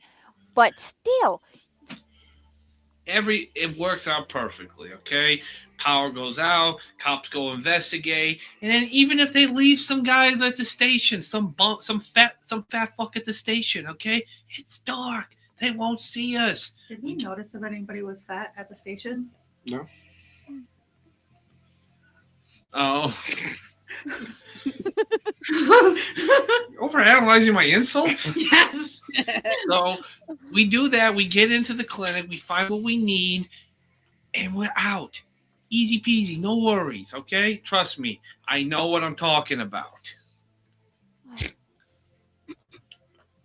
how the fuck did you get into I've the been in- Division 13? I've been in the division for 5 years. Same. Good for you. What you want? To go watch or something? How the fuck That's 20 years. did you That's retired. get recruited into the division? If your first plan at what's supposed to be a secret government agency that if we get arrested, We're on our fucked. own, and your first thing to think of is for us to compromise something that will lead us to be prime suspects, especially because it looks like the sheriff probably goes into that clinic quite a bit to make sure nobody fucks with shit. Listen, we gotta get rid of the security. And unless you want me to, permanently remove the security, then we're gonna have to distract it. So how about you quit being a negative Nancy and let me do my job, okay? And your job is exactly what in this case? To protect as I indicate there, to protect all your asses. That's my job. By getting us caught? We ain't gonna get caught. It's a good plan, okay? What would you do, huh? Tell me right now, Miss Smarty Pantses, what do you want to do? Well, for one, Tiffany's plan to knock out the power is a good one. It is. Your That's what plan- I'm saying. We're gonna Your do plan that. before to set shit on fire was not. And you have to listen to me from a person from a small town. Oh, here we go about the small town thing again. Oh, you vague. I switched the tape out. Jewish now? To music, What up, so Ron? that music starts playing, and I And just turn around and get to work small and start making the capacitor run. And out, if anything happens in a small town, in a group of people who are investigating a case that we didn't know about the missing person attached to it, by the way, is investigating that case. It's the And Midwest. something happens and all of that, especially the night of that we were asking those same questions, it's going to look a little sus where we're going to Well, we get can't our help doors that. are going to get knocked on. They're going to find us with the evidence that they are looking for. I kind of glance over to Tiffany. Well, if somebody had learned how to ditch everything, maybe we won't have that problem. Listen, we all keep our mouths shut after everything's over with. We'll be fine, okay? How are we going to hide the physical evidence? What physical evidence? File folders, notes. What for? We can. Oh God! You think I don't know how to hide something? Trust me, I know. I'm very good at keeping things from the cops. Okay, it's kind of what I do. Obviously not, because you're part of Division 13. Trust me. Even before I got roped into this wacko circus that you called Division 13, I was very good at keeping things away from the cops, especially the feds. All right, which are way more fucking dangerous than the NYPD. All right. Yeah. You've never met rural cops. Yeah, okay, fine, whatever. Rural cops are so much better than the NYPD or any other major police department with millions of dollars of budget at their disposal. All right, listen, we use Tiff. As I look at Tiff, and she's like, "What are you doing?" She's like dancing, trying to put this together, ignoring the arguing, Listening singing to along like to a Madonna. prayer.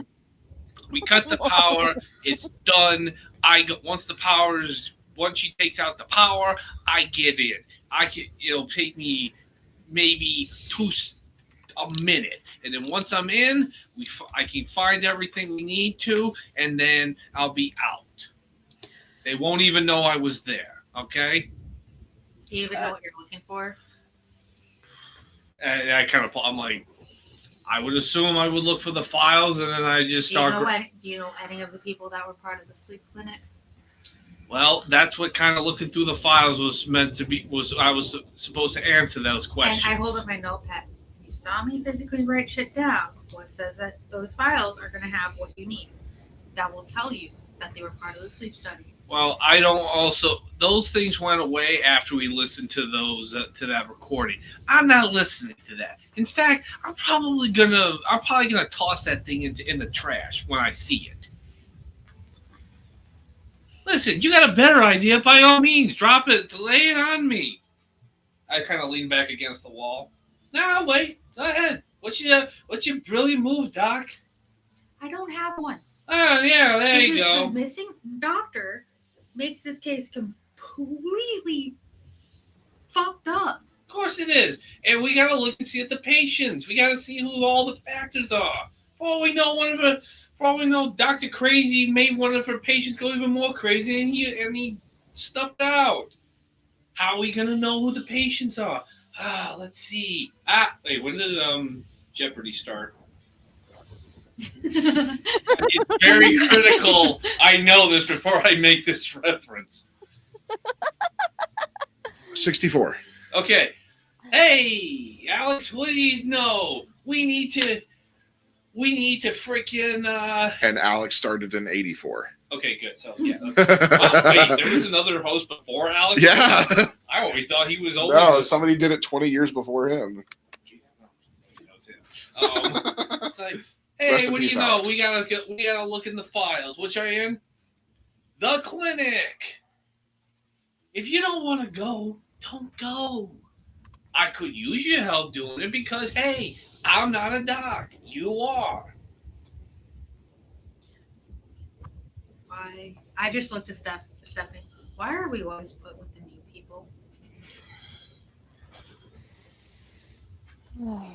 Is it that easy to tell I'm new too?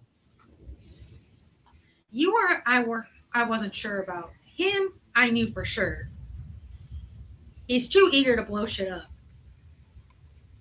To be fair, I like blowing things up too. I just don't like burning people's houses down.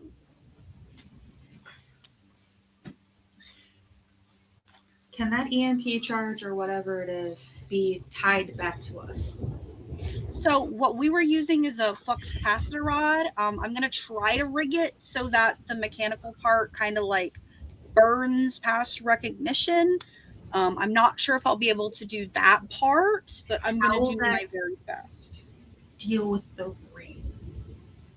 As With what? I just point towards the outside.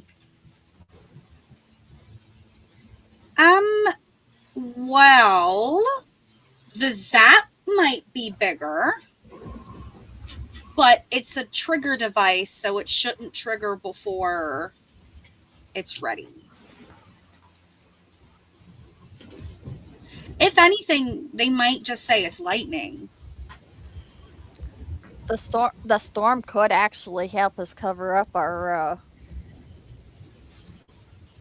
involvement with the power outage. So, But then the cops would think that the power outage is because of the storm and not go investigate. Oh, trust me. Yeah, I mean, hopefully, if I rig this right, the metal bits and everything that would kind of out that this was a trap would kind of blend into the transformer pieces. Trust me. Is there stoplights in this town? A couple. Trust me. I remember '77 when the blackout hit. Cops had when the lights went out. Cops were enforced. All right, they're not going to sit. They're not going to sit in the station lighting candles and reading books. They're going to be out there making sure everyone's okay. There's nobody getting hit by cars with the traffic lights down. They're not going to be anywhere near that station house when the lights go out. That's the last place they're going to be. Unless they have a prisoner. He's locked up. They ain't going nowhere.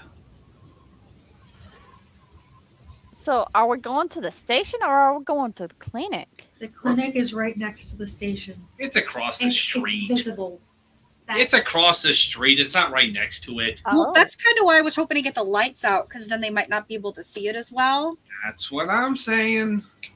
Yeah. So we can't have flashlights on. We can't have any light source whatsoever. So we would be going into this completely blind. The only windows in that place are in the front. I don't need it. I don't need the light to open the door. I will once we get into the back of the office, we can turn on lights. We can use a light. No, you can't, because there were windows all throughout the office. We're there to look. We could cover the windows Shades. with something. Yes, We close the shades. No big deal. yes, but they will notice if the shades are Listen, closed. I We broke need it to into. keep everything exactly the same. Well, but it'll be back way it was. Trust me, it's gonna be fine. You worry too much. Yes. Do we have gloves? I do. I always We carry should use gloves. I always carry gloves. Never know when you're gonna get bloody.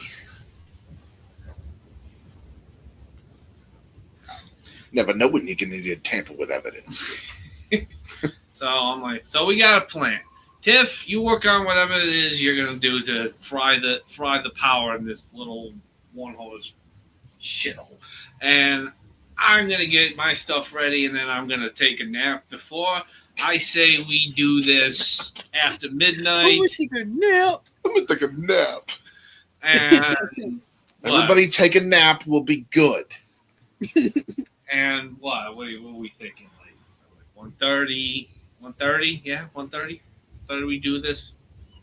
Everyone be nice and settled in there. The overnight shift the shift changes will all be done with, and almost everybody else around will be fast asleep. Probably the only way the cops are gonna know that everything goes off is when their own lights go off. Oh, and should we dress dark but not too dark so we don't stand out but we don't look suspicious? Actually, you should probably just wear your regular clothes. Nothing too outlandish, but wear regular, because if you look down at my bright pink shirt. You got anything darker than that? Like, I don't know, like I have a green or a purple blue? turtleneck. Yeah, that works. As long as it's not Hold on. I've got something that will work for you. And I go to my room and I pull out a pair of cargo pants and one of my nondescript t-shirts, non-marked t-shirts, and of course they're dark colors, so I'm like, That'll and work. I come back. Thanks. Yeah, we don't want to dress up like we're actual burglars from the TV, because if God forbid someone does see us, then they will call the cops. If they just see regular people out, we can just pretend with a bunch of drunken bums walking around. Yeah, maybe they'll haul us in, but not for burglary. So, plan? Who's coming with me? I look to Kid. You say Miga? If you get me arrested. Yeah, I know. You'll turn me in like a stool pigeon, whatever. I'm going to take my nap. No, I'm shooting him. I'm shooting you. You're the first person that's certain to do that to me. I go back to my room to take a nap. Okay. It is going to be a late night if everybody's going to take a nap beforehand. I'm not, because I'm making the flux capacitor rod, and I'm going to try to make it so that it'll kind of self-destruct and blend in with the box. Okay. So as everybody goes through individual rooms, Kit, Fuck you. sleep comes normally. There's no sudden drop, no jolts, no falling sensation. One moment you're lying in the motel bed, the faint hum of the air conditioner buzzing.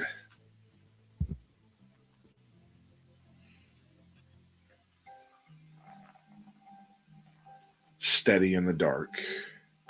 The next, you're standing in the hallway from the tape. But it's not theatrical, not stylized. It looks like a real building corridor. Beige walls, low industrial lighting, closed doors on either side, carpet underfoot, no visible end. You know you're dreaming, but that knowledge doesn't grant control. The air is still. The lighting is flat. There are no shadows deep enough to hide anything. At the far end of the hallway stands a door. Not dramatic, not ornate. A standard wooden door with a metal handle, painted red. The color is not bright, it's dull, slightly chipped along the edges. You don't move towards it, but you don't need to. The hallway shortens instead. Without sound, without visible shift, it simply becomes closer. The distance compresses. The door is now only 10 feet away. You don't remember walking. The lights above flicker once, misaligned like a skipped frame in a film. You hear breathing.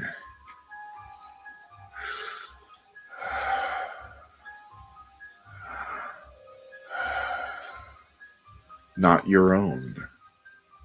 Measured, calm, and clinical. Dr. Marrow's voice doesn't speak, it breathes. The door handle turns slowly, but no hand touches it. The latch clicks. The door opens inward.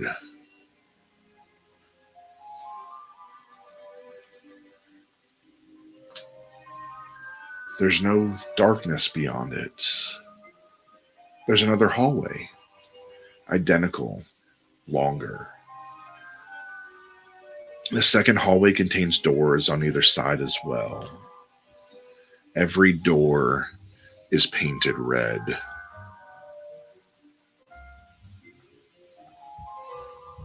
And every door is slightly ajar. You feel something behind you. Not close, not touching, but present. I don't acknowledge it. You don't turn, because you know that if you turn, you will confirm it.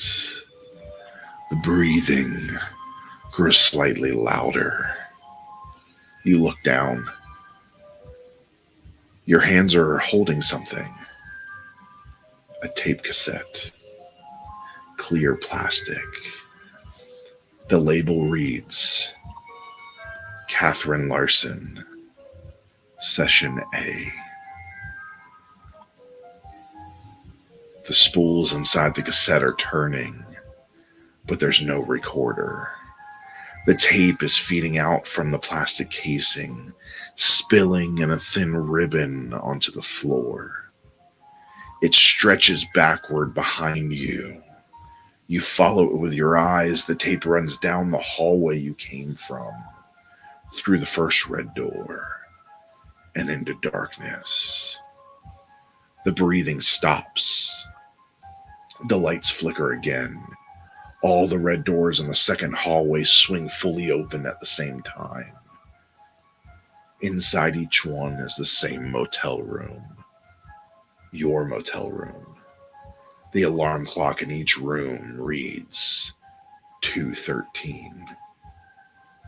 Every vision of you is standing in the center of each room, still, facing the hallway, watching.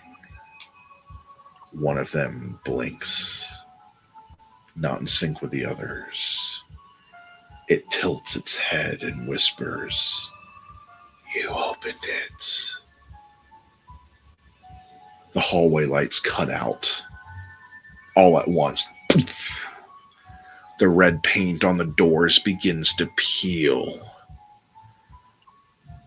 Underneath, it's not wood, it's skin. Breathing skin. The tape ribbon at your feet tightens, pulling backward. Something tugs, not violently, just insistently, as if trying to rewind you. The last thing you see before waking is the version of yourself in the nearest doorway stepping forward. The mouth opens.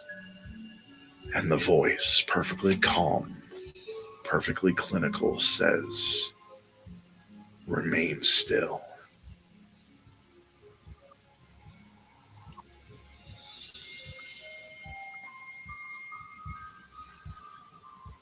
Vinny.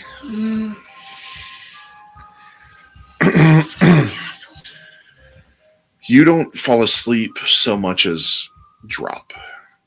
One moment, you're staring at the ceiling of the motel room, listening to the air conditioner cycle. The next, you're standing in the hallway of the clinic. But it's not quiet. The overhead lights flicker erratically, buzzing hard enough to sting the ears. The beige walls are stained darker near the baseboards, as though something damp has soaked upward from below. The circle of therapy chairs is already set in the group room. Every chair is occupied, not by strangers, by men you recognize. Brooklyn. Warehouse floor. Concrete stained with ritual markings. The ones who dissolved. They sit upright in the chairs, skin pale and tight against their bones, eyes open and fixed on you. Their suits are burned at the cuffs.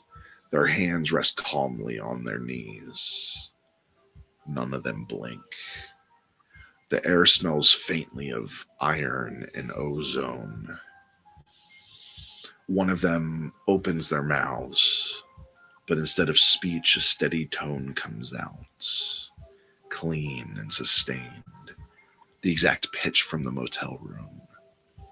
The others join in. 7 voices, 7 seconds. The lights cut out. Complete darkness. You hear movement behind you. You turn.